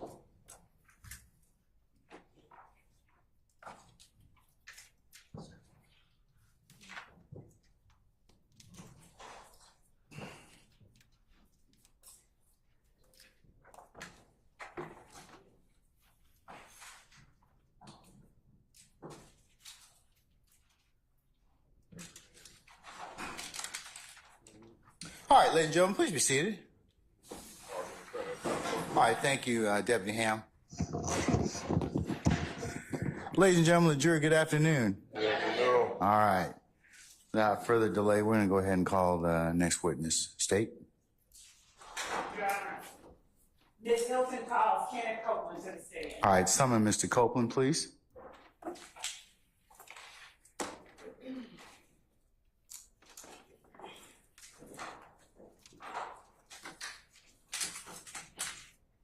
Your Honor, here is that Mr. Copeland is. All right, here it comes. All right, Mr. Copeland, go ahead and approach the witness stand. Before you sit down, if you would turn and face Deputy Hand and be sworn as a witness. Raise your hand. You swear affirm testimony to everybody give a quarter of the truth, the whole truth, nothing but the truth, so help? Yes. You may be seated. Can you state your first and last name with the spelling of both, please? You say that again? State your first and last name with the spelling of both, please. Kenneth Copeland. Mr. Copeland, do me a favor, pull your chair up as close as you can to the microphone and speak directly into it so we can all hear you. So if you could state and spell your first and last name for the record, please. Kenneth Copeland. Spell it, please. KennethCopeland. All right, thank you, sir. All right. And Mr. Copeland, good afternoon. Do you want to be here? Ma'am, Do you want to be here? I'm here. Okay. Are you going to let me ask you some questions? Okay. How old are you? Grown. Okay, what does grown mean? I'm an adult. Okay. And when you say you're an adult, what number in years are you?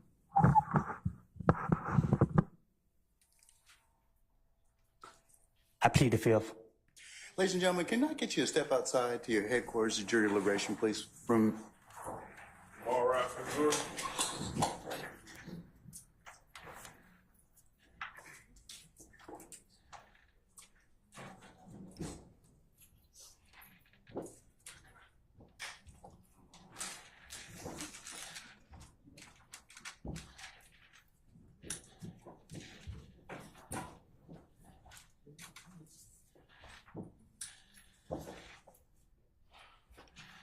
All right, ladies and gentlemen, please be seated. Our jury has left us.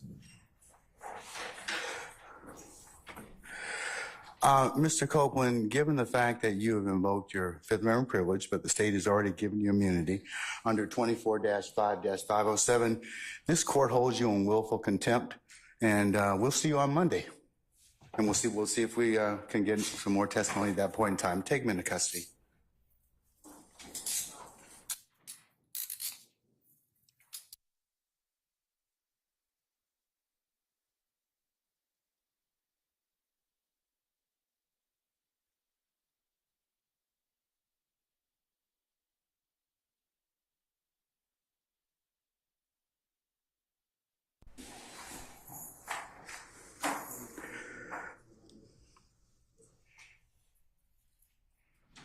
All right.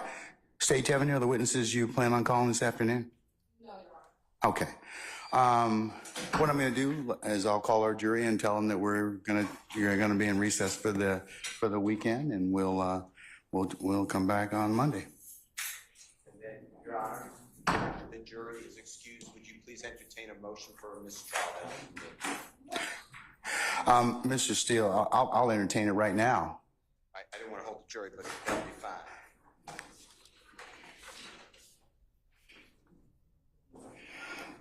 And what's the basis for your mistrial? We didn't know he was going to invoke. We didn't know what he was going to testify to, and I certainly didn't let him. He was only asked one question. So at this point in time, there's really, you can't knowingly let a witness invoke their Fifth Amendment privilege in front of a jury, but that didn't happen in this case. Last thing we heard from Mr. Colton was he was going to testify. So everything you say, I'll adopt, because I was about to say those words. Based upon information belief, I'd like to call witnesses from the prosecution. I was told, I do not have the personal information, but I was told that Mr. Copeland made that known to officers of the prosecution team prior to being called right now. But it's what I was told. The last thing the court knew, and he has counsel. If a party knows that a witness is going to invoke the Fifth Amendment in front of a jury, which poisons us, there's no doubt it prejudices Mr. Williams et al., all of them, because this trial's been going on now, I believe, 8 months in front of a jury, and they've heard Mr. Copeland's name however many times a court reporter says. Casey, that's what we've heard. No, so the jurors have heard Kenneth Copeland. And as well, okay. I opened on him that he's the killer. We cross-examined all these witnesses about Kenneth Copeland. The state talked about Kenneth Copeland. My point is, if this honorable court finds that the state knew or had reason to believe that he was going to do this in front of a jury, that his response was going to be, I'm invoking the Fifth Amendment, then, Your Honor, yes, I adopt what you said. That's wrong of a party, and I'm moving for mistrial. Okay. Okay. All right, sir. Thank you. All right. Yes, sir. It would apply to everyone. Yes, Ms. Love. Your Honor, I'd just like to put some things on the record regarding Mr. Copeland. As we stated earlier, Mr. Copeland has... I don't want to interrupt you. Your Honor, I'm just telling the court I am not accepting the proffer. Your Honor, if I may... Okay, but counsel gets the proffer, Mr. Steele. I can accept that. So could you sit down at that time, sir? Sit down. Okay, thank you, sir. All right, Ms. Love, you can complete your proffer at this point. Your Honor, yes. Just to relate to the court the observations that members of our office have made throughout the course of this morning and throughout the time that we've been dealing with Mr. Copeland. Our cause for concern is Mr. Copeland's communication that he is going to us, that he is going to speak that he is going to speak on the stand, that he is going to testify, and watching what happens when Mr. Copeland gets on the stand. Mr. Copeland did not want to have to be taken into custody. The court gave him the opportunity to have present in court with him someone who is supposed to be representing his best interests. What we have seen is communication, both verbal and nonverbal, between Mr. Copeland's supposed counsel and counsel for defendants. And a look as if I tried from Mr. Copeland's supposed counsel in the direction of counsel for the defendants after Mr. Melnick attempted to assert for Mr. Copeland. May I finish? Let her finish, Mr. Melnick. Please sit down. I'll let you start. Okay? All right. Thank you, sir. While Mr. Copeland is on the stand stating that he wants to testify, that he will testify rather. So we are watching, and Mr. Melnick, I believe it may even be captured on film. The court can look at it. Mr. Melnick turns to the direction of counsel for the defendants and motions like, that's it. Then, upon information and belief, as we are standing out waiting for the jury to come in, Mr. Copeland requests to speak with counsel for the state, but Mr. Melnick keeps walking in. Then, as does he at any point in time tell you I'm not going to testify? I'm invoke the Fifth Amendment. No. As what happens, as Mr. Copeland requested to speak with the state, Mr. Melnick keeps going in regardless of Mr. Copeland's request to speak with the state. And then we learn that Mr. Melnick tells Mr. Copeland they are going to hammer you. So Ms. Hilton comes back in and asks me, had I spoken with Mr. Melnick? Had I told him that we are going to hammer Mr. Copeland? The state had not made any such communication with anybody. So what we are seeing, we believe, is tampering with witnesses, this particular witness on the part of people who are not the state. So we are concerned. I don't know that Mr. Copeland's interest is being represented when that interest may not be in alignment with the people that Mr. Melnick is communicating with on breaks. And after Mr. Copeland has communicated to this court, he will testify. So watching the goings on as Mr. Copeland is not on the stand, it has been publicized, it has been hyped up that Mr. Copeland is the next witness. Mr. Copeland is the witness. And then Mr. Copeland, he's been nothing but cordial. He's been nothing but communicative with Ms. Hilton during the time that she has been interviewing him and speaking with him. And the reason Ms. Hilton was not in here just now when the jury came out is that Mr. Copeland asked to speak with Ms. Hilton. But Mr. Melnick kept going back in there and going back in there and going back in there. And the reason that we have a problem with this is that Mr. Copeland is not facing any charges. For Mr. Melnick to suggest or say to him that we're going to hammer him, it causes us to call into question whose interest he's representing.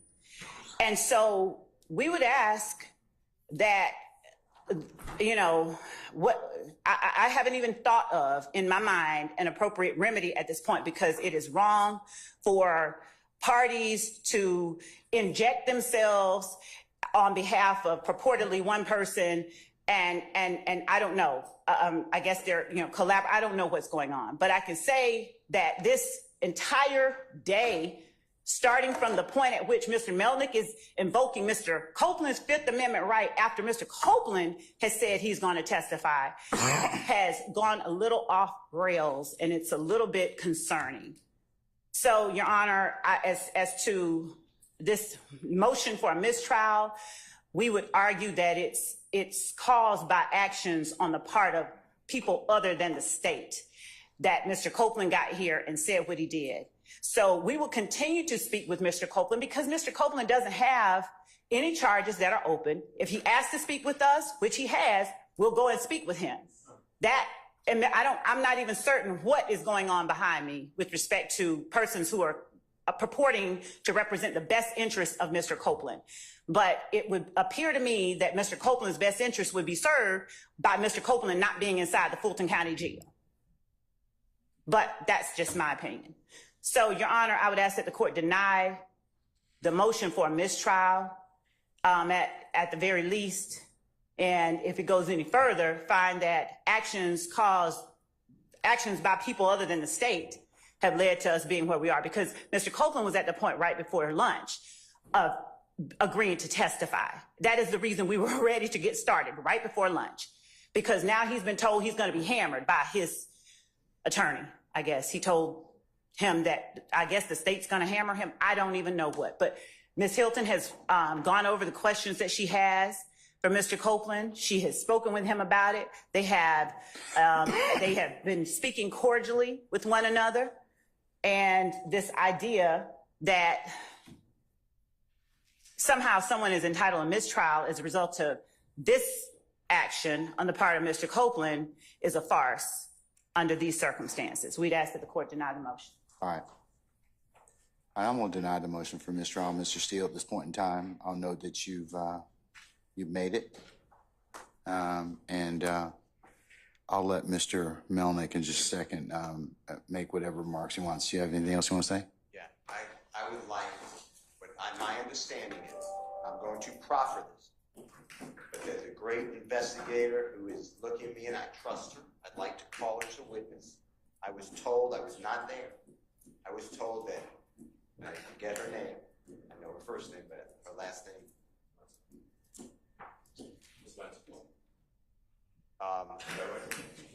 And Investigator Long, and I may be wrong, heard Mr. Copeland prior to coming in to the courtroom, almost immediately prior, state, and I'm reading from Mr. Kokomo, if I have to go to jail, then lock me up, and then the Honorable David Botts. The Honorable David Botts told me, as I was walking in, that he heard, he's right behind me, so he should be speaking for himself, but he heard Kenneth Copeland tell the prosecution, if I said the wrong people, please correct it, that he's invoking the Fifth. That's why I raised it. I'm not saying anybody did anything wrong. I'm saying that if a party knows or has a reason to believe that a witness may invoke the Fifth Amendment in front of a jury, we avoid that at all costs. But the challenge we're having, Mr. Steele, is I do believe that there's probably been some behavior that probably wouldn't pass the good faith test of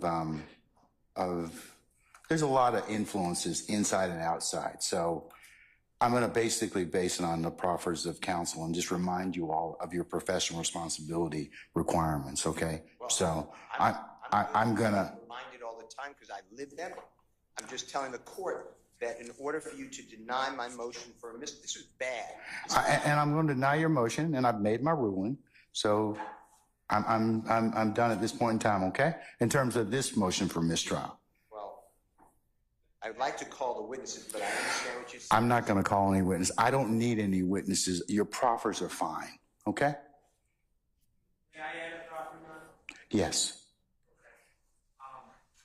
As you know, we are in a side room off the hallway on the first floor. That's where defense counsel is kind of their conference room. During lunch, I'm working on unrelated matters, and I'm going to get a ginger ale to calm my upset stomach, and I'm on the phone, but I'm hearing a gentleman speak very loudly on the phone with agents from the state.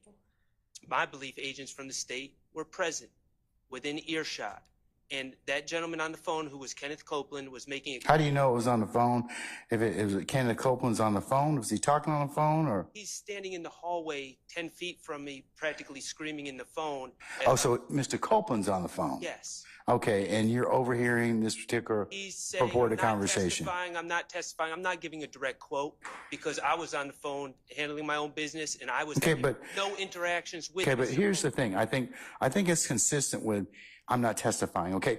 He can make a decision not to testify, okay? But if he does so, and because he's already been told, look, you can invoke your Fifth Amendment privilege, and you've been given immunity, and if you don't, I told him what the consequences are this morning. That's consistent with what I've heard thus far, and I don't think that is. I believe that the state was on notice that something like this was going to happen. Okay, all right. But all of you have kind of, like I said, either unwittingly or I just remind you, from outside agitation or otherwise, you all need to stay away from any of this. You do. Both sides need to do this. Do not let outside influences, influence your actions and get you in trouble. You all should rise to a higher standard in terms of don't let any of this stuff. I mean, these witnesses will testify to whatever they're going to testify to. So The defense has done nothing. I didn't say you did anything wrong. Okay, but I did. I've heard is that the state. I didn't say you did anything wrong, but I understand, okay. Your Honor, but I just want to be clear. The only thing that I've heard today is that the state met with Kenneth Copeland without his attorney. Are we going back to that again? I thought we. I don't know of any Okay. defense counsel that's had any conversations with Kenneth Copeland at all. And I just want to make that clear. Today, I don't know of anyone that's had conversations with. Okay, but he's their witness at this point in time.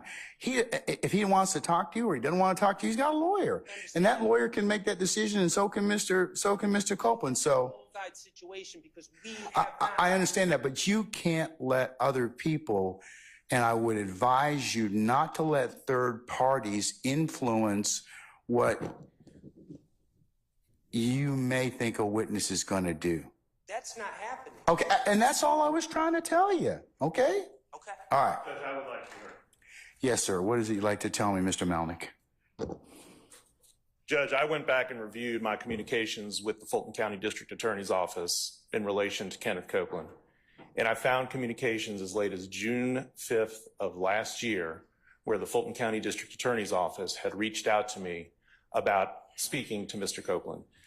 Speaking to Mr. Copeland concerning this trial, not about any other case, speaking with Mr. Copeland about this trial. Neither of these attorneys, no attorney at this table has ever attempted to contact me about Mr. Copeland and about his willingness or desire to testify at this trial. They have put us in this position where at the last minute, I'm trying to advise him as best I can what I think is best for him. Had they exercised the slightest bit of professional conduct, we would not be sitting here having this conversation today.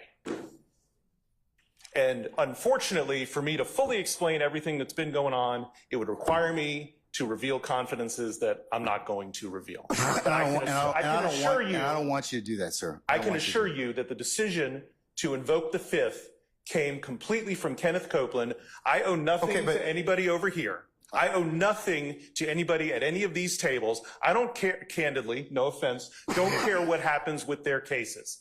The only thing I care about is what happens to Kenneth Copeland. And for any assertion, I'm sorry, Judge, for any assertion. And that's your primary duty. It is. That's exactly right. And for an assertion to be made that I or Mr. Copeland are somehow being influenced by somebody over here is absolutely ridiculous. I take great offense to it, and I can tell Ms. Love that I am going to the state bar to report her for contacting a witness that she knows to be represented by counsel. She and I have had conversations about Kenneth Copeland.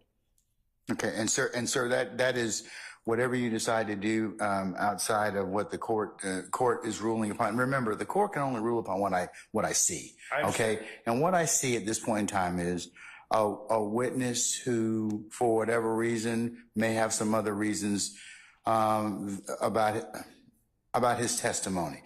He has expressed those this morning. He said, "I'm going to invoke my Fifth Amendment privilege." Mm-hmm. The state came to me and said, "Okay, listen, we would like you to sign an immunity order under 24-5-507. They make that decision. So there are. I mean, I think that gets us to the point where we knew that, or at some point in time, that the state knew that he was going to invoke his Fifth Amendment privilege. So absolutely knew it. So, but in order for them to still get this testimony, which they believe that they need, they offered him immunity. So that's what we explained to your client this morning. So whether or not he wishes to go ahead and still invoke his privilege, that's his choice. But the statute's pretty clear. I understand. And I know you, and I know you. I've known you, sir, for at least two decades or more, sir. And I know that you have told him, "Hey, look, if you invoke, This is probably what's going to happen.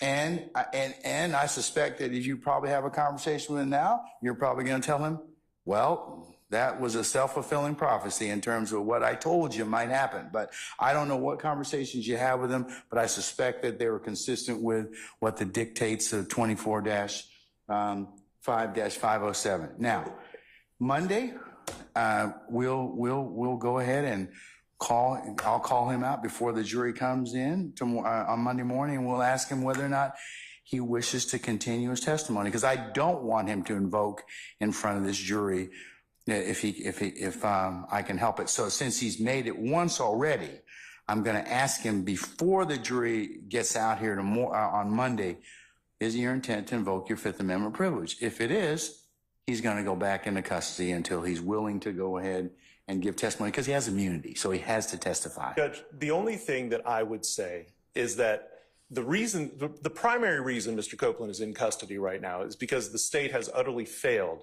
to follow up with me in any regard with regard to what Mr. Copeland wants to do or intends to do. I suspect that that's probably not true. It is grossly unfair. I've known you for almost 2 decades. I've known Ms. Hilton and Ms. Love in particular for a long period of time, and I don't think that they would do that to you.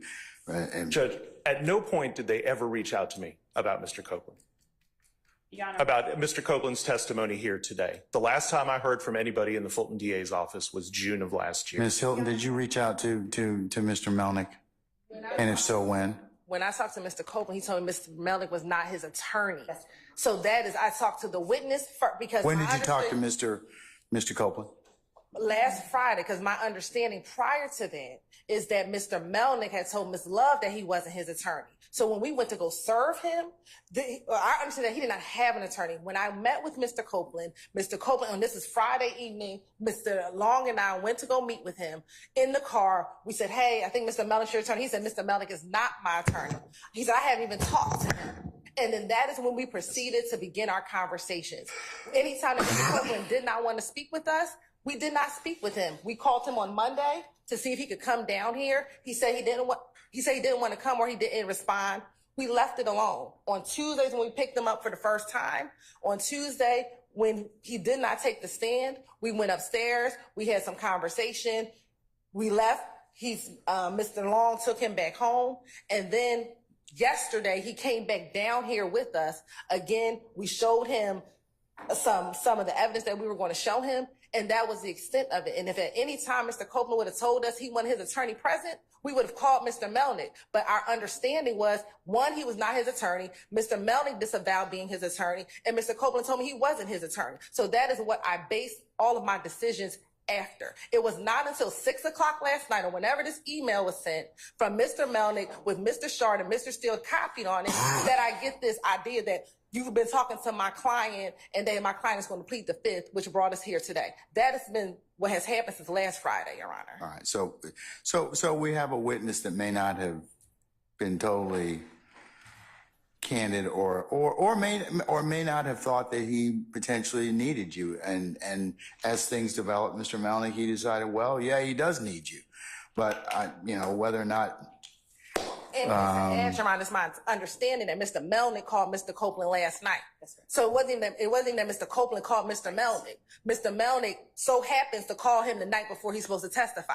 So I don't know what has happened or what has transpired, but that is the extent of what occurred. So I'm not going to get into my conversations with my client. No, and I don't expect you to.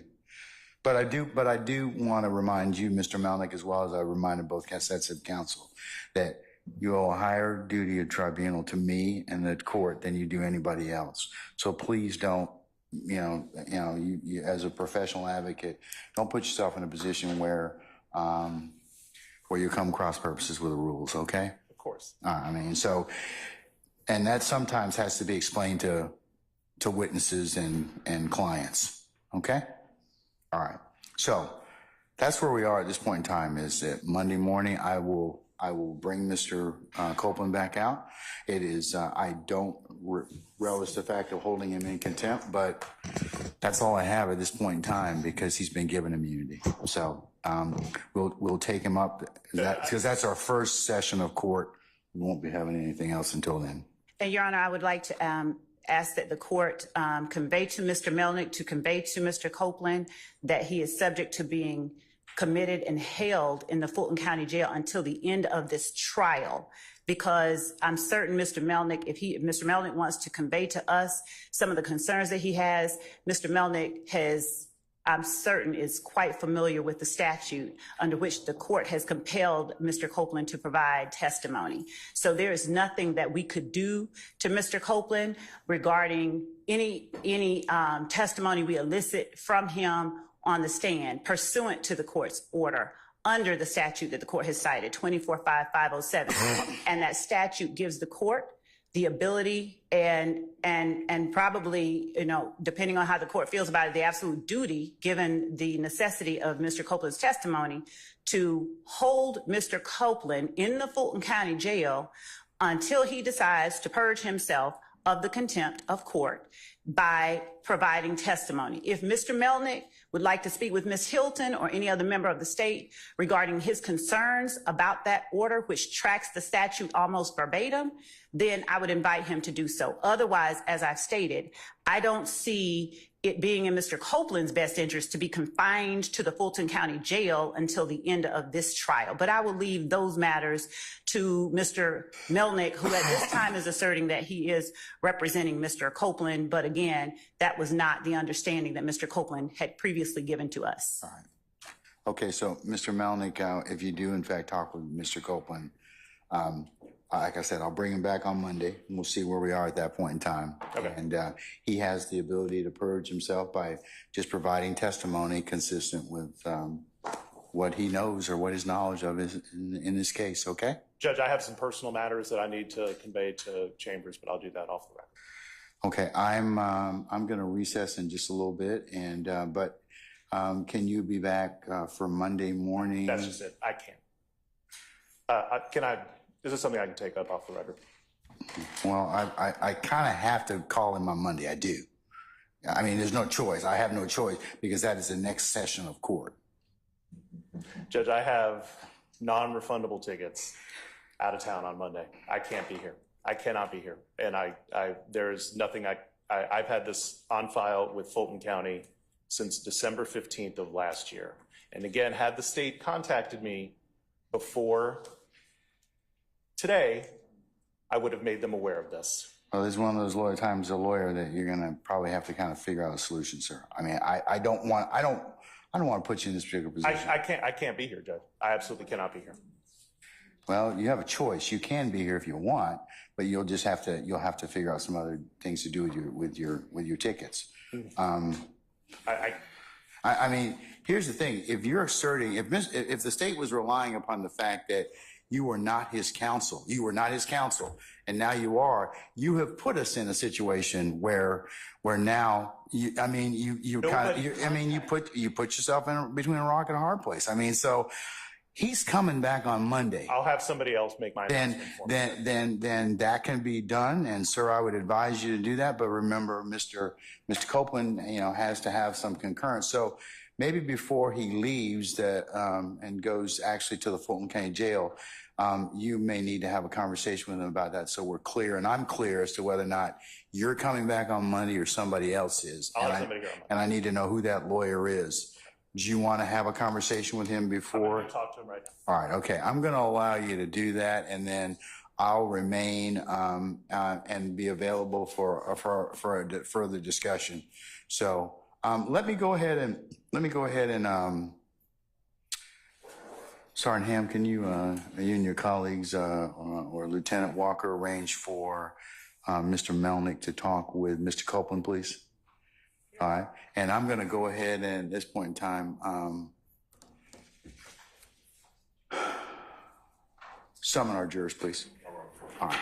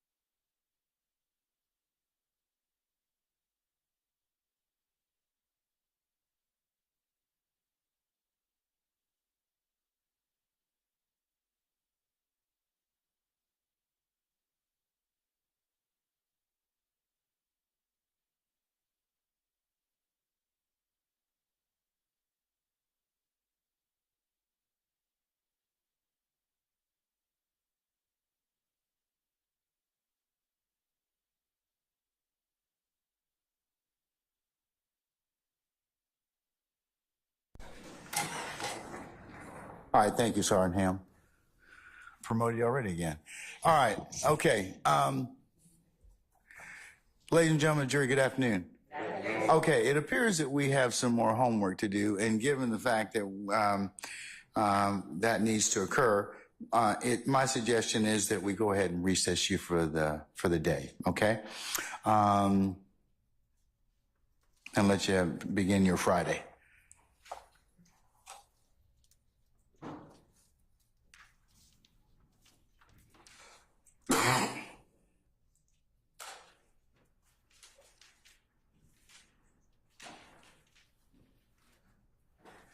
Ladies and gentlemen, Monday being a regular work day, what I'm going to have you do is report for 8:30 for a 9 o'clock anticipated start time.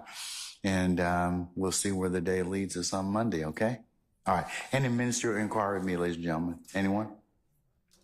Okay. All right.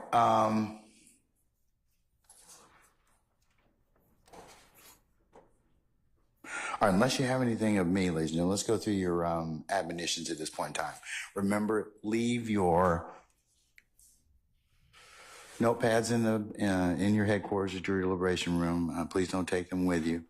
Remember that as you leave here and you gather, even outside our presence and hearing, to be in your headquarters, or as you go to whatever conveyance that takes you to your home within our great county, or if you're just in the halls eating or whatever, remember that it would be a violation for you to discuss this case amongst yourselves in ones and twos, or handicap the testimony, review the testimony, or otherwise give your thoughts or impressions about any witness that has testified thus far. Remember, you can only consider this case probably when the court gives you at a time and place instructions on how to do that. You cannot consider it in any way until such time as the court instructs you. Remember, it would also be a violation for you to add to your understanding, as I call it, meaning phone a friend, get a resource book, go to a website, or any other source that to aid you in anything that you've heard thus far in this courtroom. Remember, you can only consider what's been lawfully presented within the four walls of this courtroom. You cannot consider any outside sources, people, or otherwise reference materials to aid or augment your understanding. The other thing you cannot do is to go by any scenes that you may have heard about or may have been testified to in this case. You've been shown a bunch of maps and other audiovisual aids at this point in time. You are not to go by and visit any of those scenes. You're not to go by and take any pictures, do any sketches or anything like that, or share any other information you may know about those particular sites that you may have knowledge of. Remember, you can only consider what's been lawfully presented within this courtroom, okay? All right. Also, ladies and gentlemen, if any third party were to attempt to talk with you, reach out to you, email you, text you, or otherwise call you in any way to potentially reach out and communicate with you about this case, remember you to let myself and Sergeant Ingram know immediately. And then, ladies and gentlemen, and lastly is how we end most of our admonition sessions. You know, we are really appreciative of the patience and attention that you've given to this particular matter, and we'll continue to give to it. And we state that to you, and we ask that you. Every day we tell you this, but that is.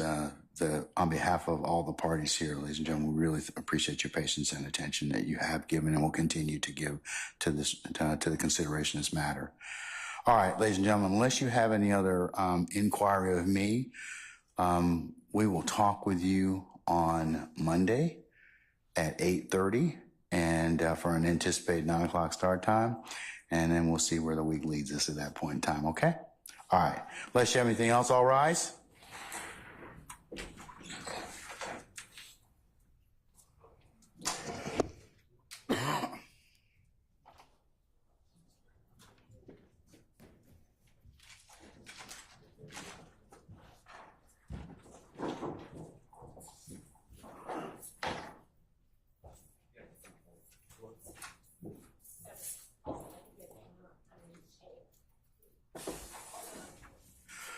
Okay, ladies and gentlemen, our jury has left us. Please be seated.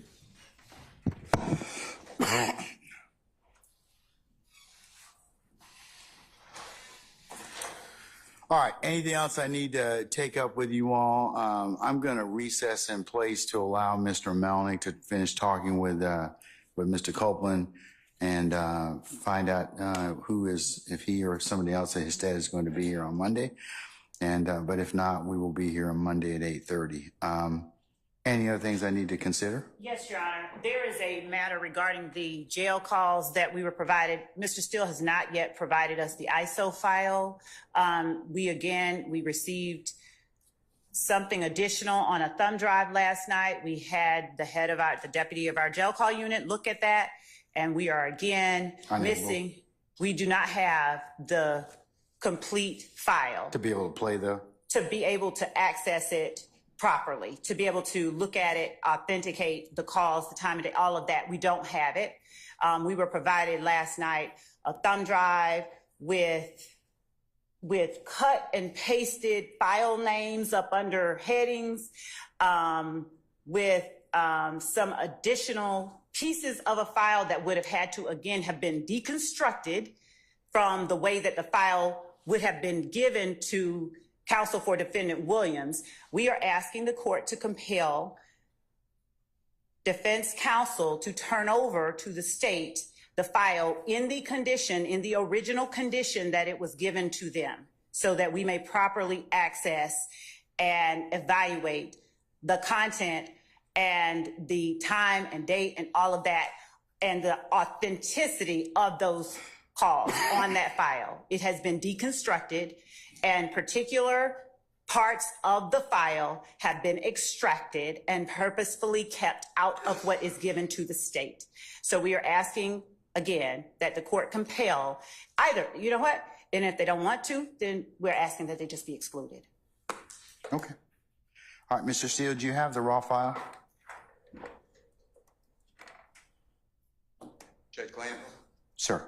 you allow another moment when Miss Love calls me that I did not do something. They have the exact image of what we got from the jail in Fayette County. That is it. And if I get another false allegation and you do nothing, I'm shocked. I'm appalled at you. I sit here day after day with this false allegation just machine. I gave the state everything. There's been no disconstruction. There's been no purposeful, I don't care. I don't care. I give over everything. I've done this for 33 years. Never in my life have I seen a trial. I've done 300 appeals in the state of Georgia alone. I've never read a case like this. Judge, I gave them everything I had. I waited. I was at my office till 8, after 8 last night. I waited for their investigator to come by. I handed him an exact copy of thumb drive. They have everything that we got from the Fayette County Jail. There's been no deconstruction. There's been no purposeful exclusion. This is not the first time. Okay. And I apologize that I'm getting tempered, but I've never been treated like this. You talk about professionalism every week. Professionalism is lacking with one lawyer here. It has never been. I don't even like coming to court. I used to love this. I would die for what we do. I used to say, I'm dying. I would die. I couldn't choose a better profession. If I had litigated with MissOve, I would. Your Honor, could we strike the No, hominem I'm attack? speaking. Really, could we strike that? Okay, hey, everybody, Sit calm down. down. Everybody, This is me both of false. you sit, both of you, please be seated. Judge, I'm not Both done. of you, please be seated. You have to do something. You have threatened me with contempt. You have threatened me with jail. If you go back in time, we can just start in voir dire. Juror after juror, you did individual voir dire painfully. Miss Love would come in and say that juror was crying. It was not true. You would say, that's not my recollection after I said it. You did nothing. We start Okay, the but case. Mr. Steele. I asked you, please. Mr. Steele. Please, Judge. Mr. How would you feel if you were being treated Mr. like Steele. this? Mr. Well, Steele. I'd like to finish. Mr. Steele. I gave them everything on that drive, and it's continual abuse of a prosecutor, of another member of the bar. I don't talk with Miss Love. And that's fine. I like that. But, Judge, I'm not going to stand here anymore. I don't care. You can take my bar card. Mr. Steele, listen. Wrong, though. But there. And Mr. Williams, you know, to me, this This is an innocent man. You talking about, Ms. Love said there's a man in the Fulton County Jail who shouldn't be there, Mr. Copeland. Mr. Williams shouldn't be in custody.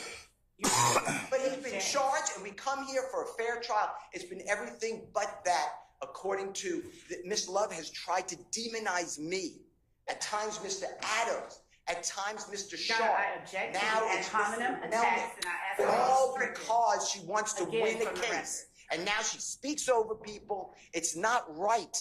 I gave them everything. And by the way, and what I want to tell you, by the way, it's not even the law. If they call that gentleman on direct, I don't have to give them anything before trial. I do it because you asked me to. You said, listen, we got a big case. It's going to take a long time. Give them things. I gave this, by the way, to the state October of 2023.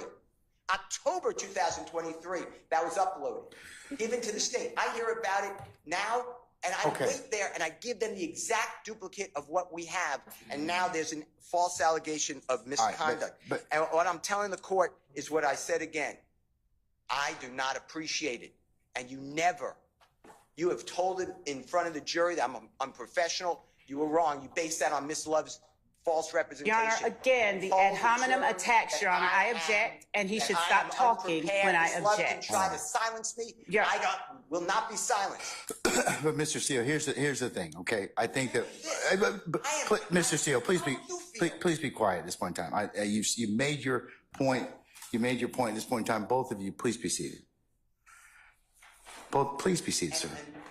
Sir, please be seated. Whatever you do is fine, but I care about Jeffery Williams. Sir, it's obvious. I would expect no less because you're his advocate, you're his champion.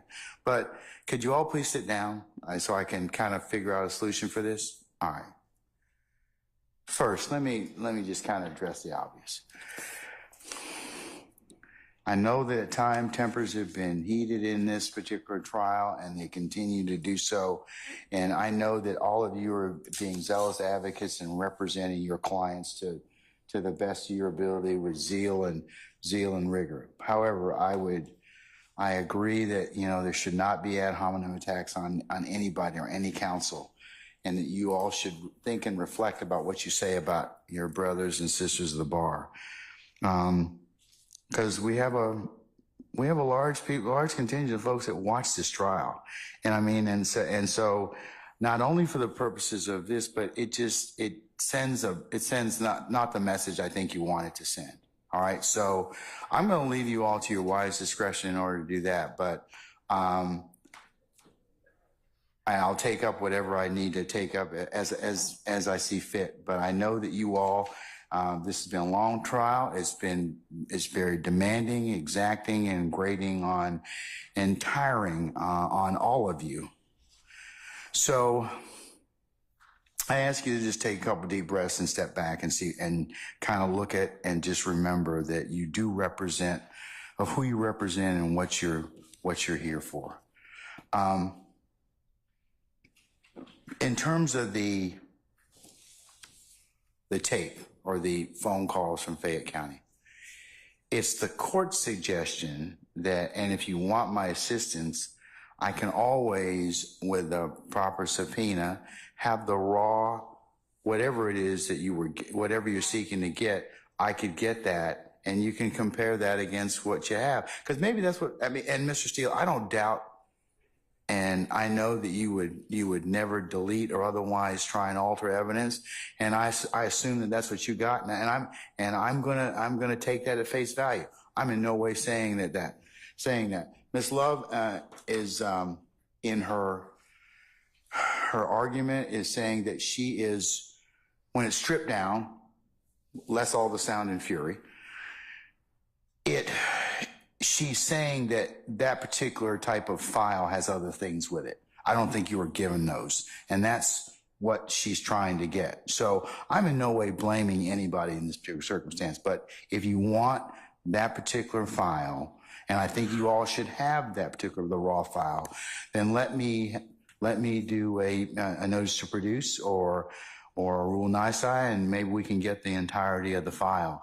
And I think that if you did that, I think that the whole thing would probably be produced to you, because nobody probably wants to come down here and see me. So I will work with you all to get that, and you all can, we can take that up. And, it's a problem I think can be resolved, but I'm in no way, but I would just remind everybody to be careful about what they say to each other. Some things you just can't take back. And remember, you're all going to see each other over and over and over again. And, you know, it serves you and serves the profession, serves your clients. It's not effective. So just please consider what I've just told you. All right?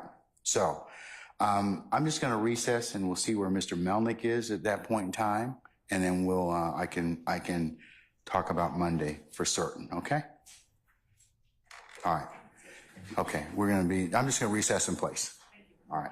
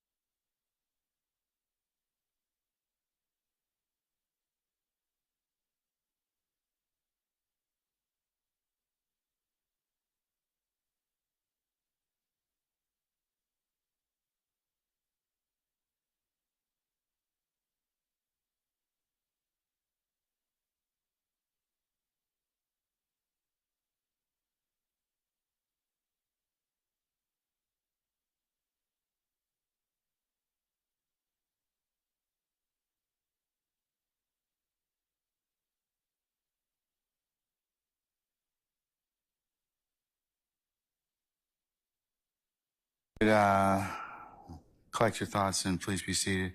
All right. Mr. Melnick, welcome back. The time is 2:20:35, I should say. Did you have an opportunity to talk with your client? I did. All right. Who is going to be here on Monday? Kayla Bumpus, Kayla Bumpus. Bumpus. Okay. All right.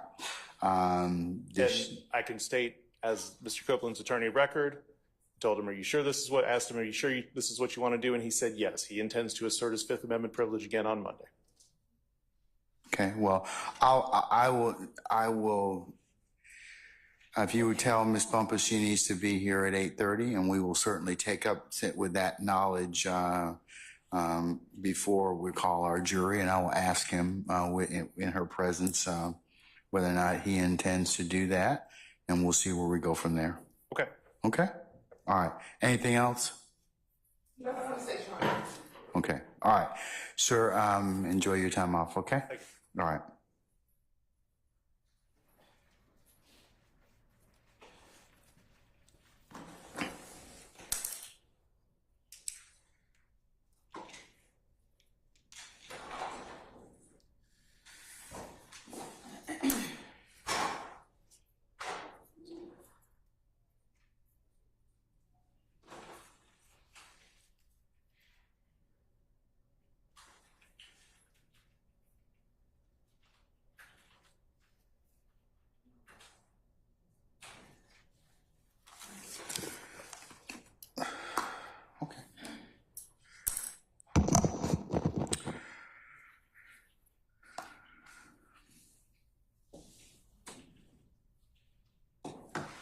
Okay, counsel, is there anything else I need to cover with you before we recess until Monday? Got it.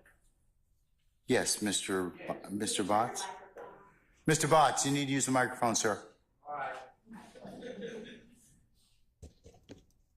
Is it working now? Can you hear me fine? Yes, sir. All right. Your Honor, we started this whole fiasco out with whether the state knew that Mr. Copeland was going to take the Fifth Amendment when he took the stand. And if so, was that proper or improper to put him up on the stand knowing that they were going to... You have to speak up, sir. And if you could hold the microphone, it'd probably be better. That he was going to assert the Fifth.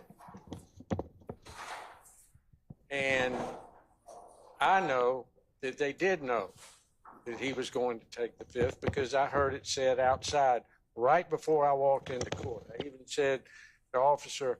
Then why didn't you, as an officer of the court, tell me before we took his testimony? I told Mr. Steele... No. Why didn't you, as an officer of this court, tell me? Well, then that's my... I got a problem with you now. Well, that's fine. I mean... I got a problem with you now. Well... I would suggest you don't say any more. I've already said it. I know that, sir. And the problem is you should have told me. If that were your case, then you've just made an argument we didn't even need to have, because I could have certainly asked him based upon your proffer. Now you want to have it both ways. You can't do that. Your Honor, I thought the state knew that, and that's not what the point is. The point is, you as an advocate, is you should have told me. Both sides have an equal responsibility under the rules of professional responsibility. Okay, as long as we're both responsible, that's fine. All right, have a seat, sir. Thank you. Your Honor, I have a request of the court. Is that okay? No. What's your request, sir? So, in the attempt to avoid any spurious allegations moving forward, I would ask that Your Honor order that the deputies transport Mr. Copeland to the jail completely separate from any... Yeah, thank you for reminding me of that. In our order, wait just 1 second. In the order of the incarceration, I'm going to also have a keep separate order for him. Your Honor. For the transportation and the housing, because none of these gentlemen are going to say anything to him, but I don't even want anyone to claim that they did. I think that's fair enough, and that's a good suggestion. All right. We'll prepare. Yes, Lieutenant Walker. So that will not be an issue? Okay. But we'll go ahead and have him, if you could also have him housed separately too? Okay. Okay, thank you, madam. All right, anything else, councils? All right, take a couple deep breaths this weekend, take a knee, and come back on Monday and let's get after it again, okay? All right, we'll see you on Monday morning at 8:30, okay? Can you get us the list of names and then any exhibits for Monday? I think the only, I don't know who is being called. We can find out. Ms. Love and Ms. Hilton and Mr. Atkins, who is going to be called? Let's assume that Mr. Copeland invokes again. Your Honor, Do you have some other witnesses that we can take up at that point? Your Honor, we will apprise after we look at and reevaluate where we are, because our order of proof was building blocks that at this point began with Mr. Copeland.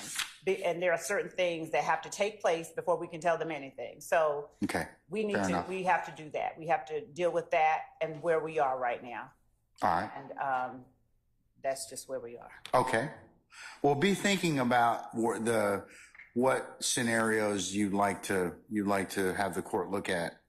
Yes, Your Honor. Depending upon whether or not Mr. Copeland decides he'd like to invoke his privilege again. Okay. Yes, Your Honor. All right. And Your Honor, go ahead. Madam. Mr. Sharp, he can have the floor. Yes. I'm just going to ask a courtesy of the deputies. Could we just keep our clients here for just 5 minutes after court ends, 15 minutes after court ends? The attorneys would like to have a discussion with our clients. Lieutenant Walker.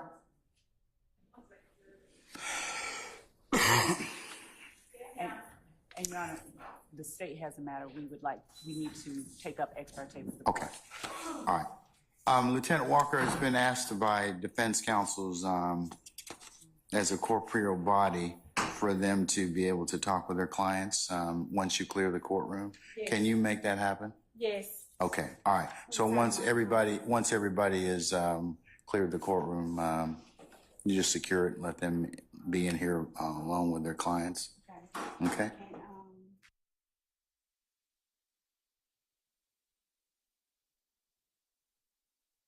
Oh yeah.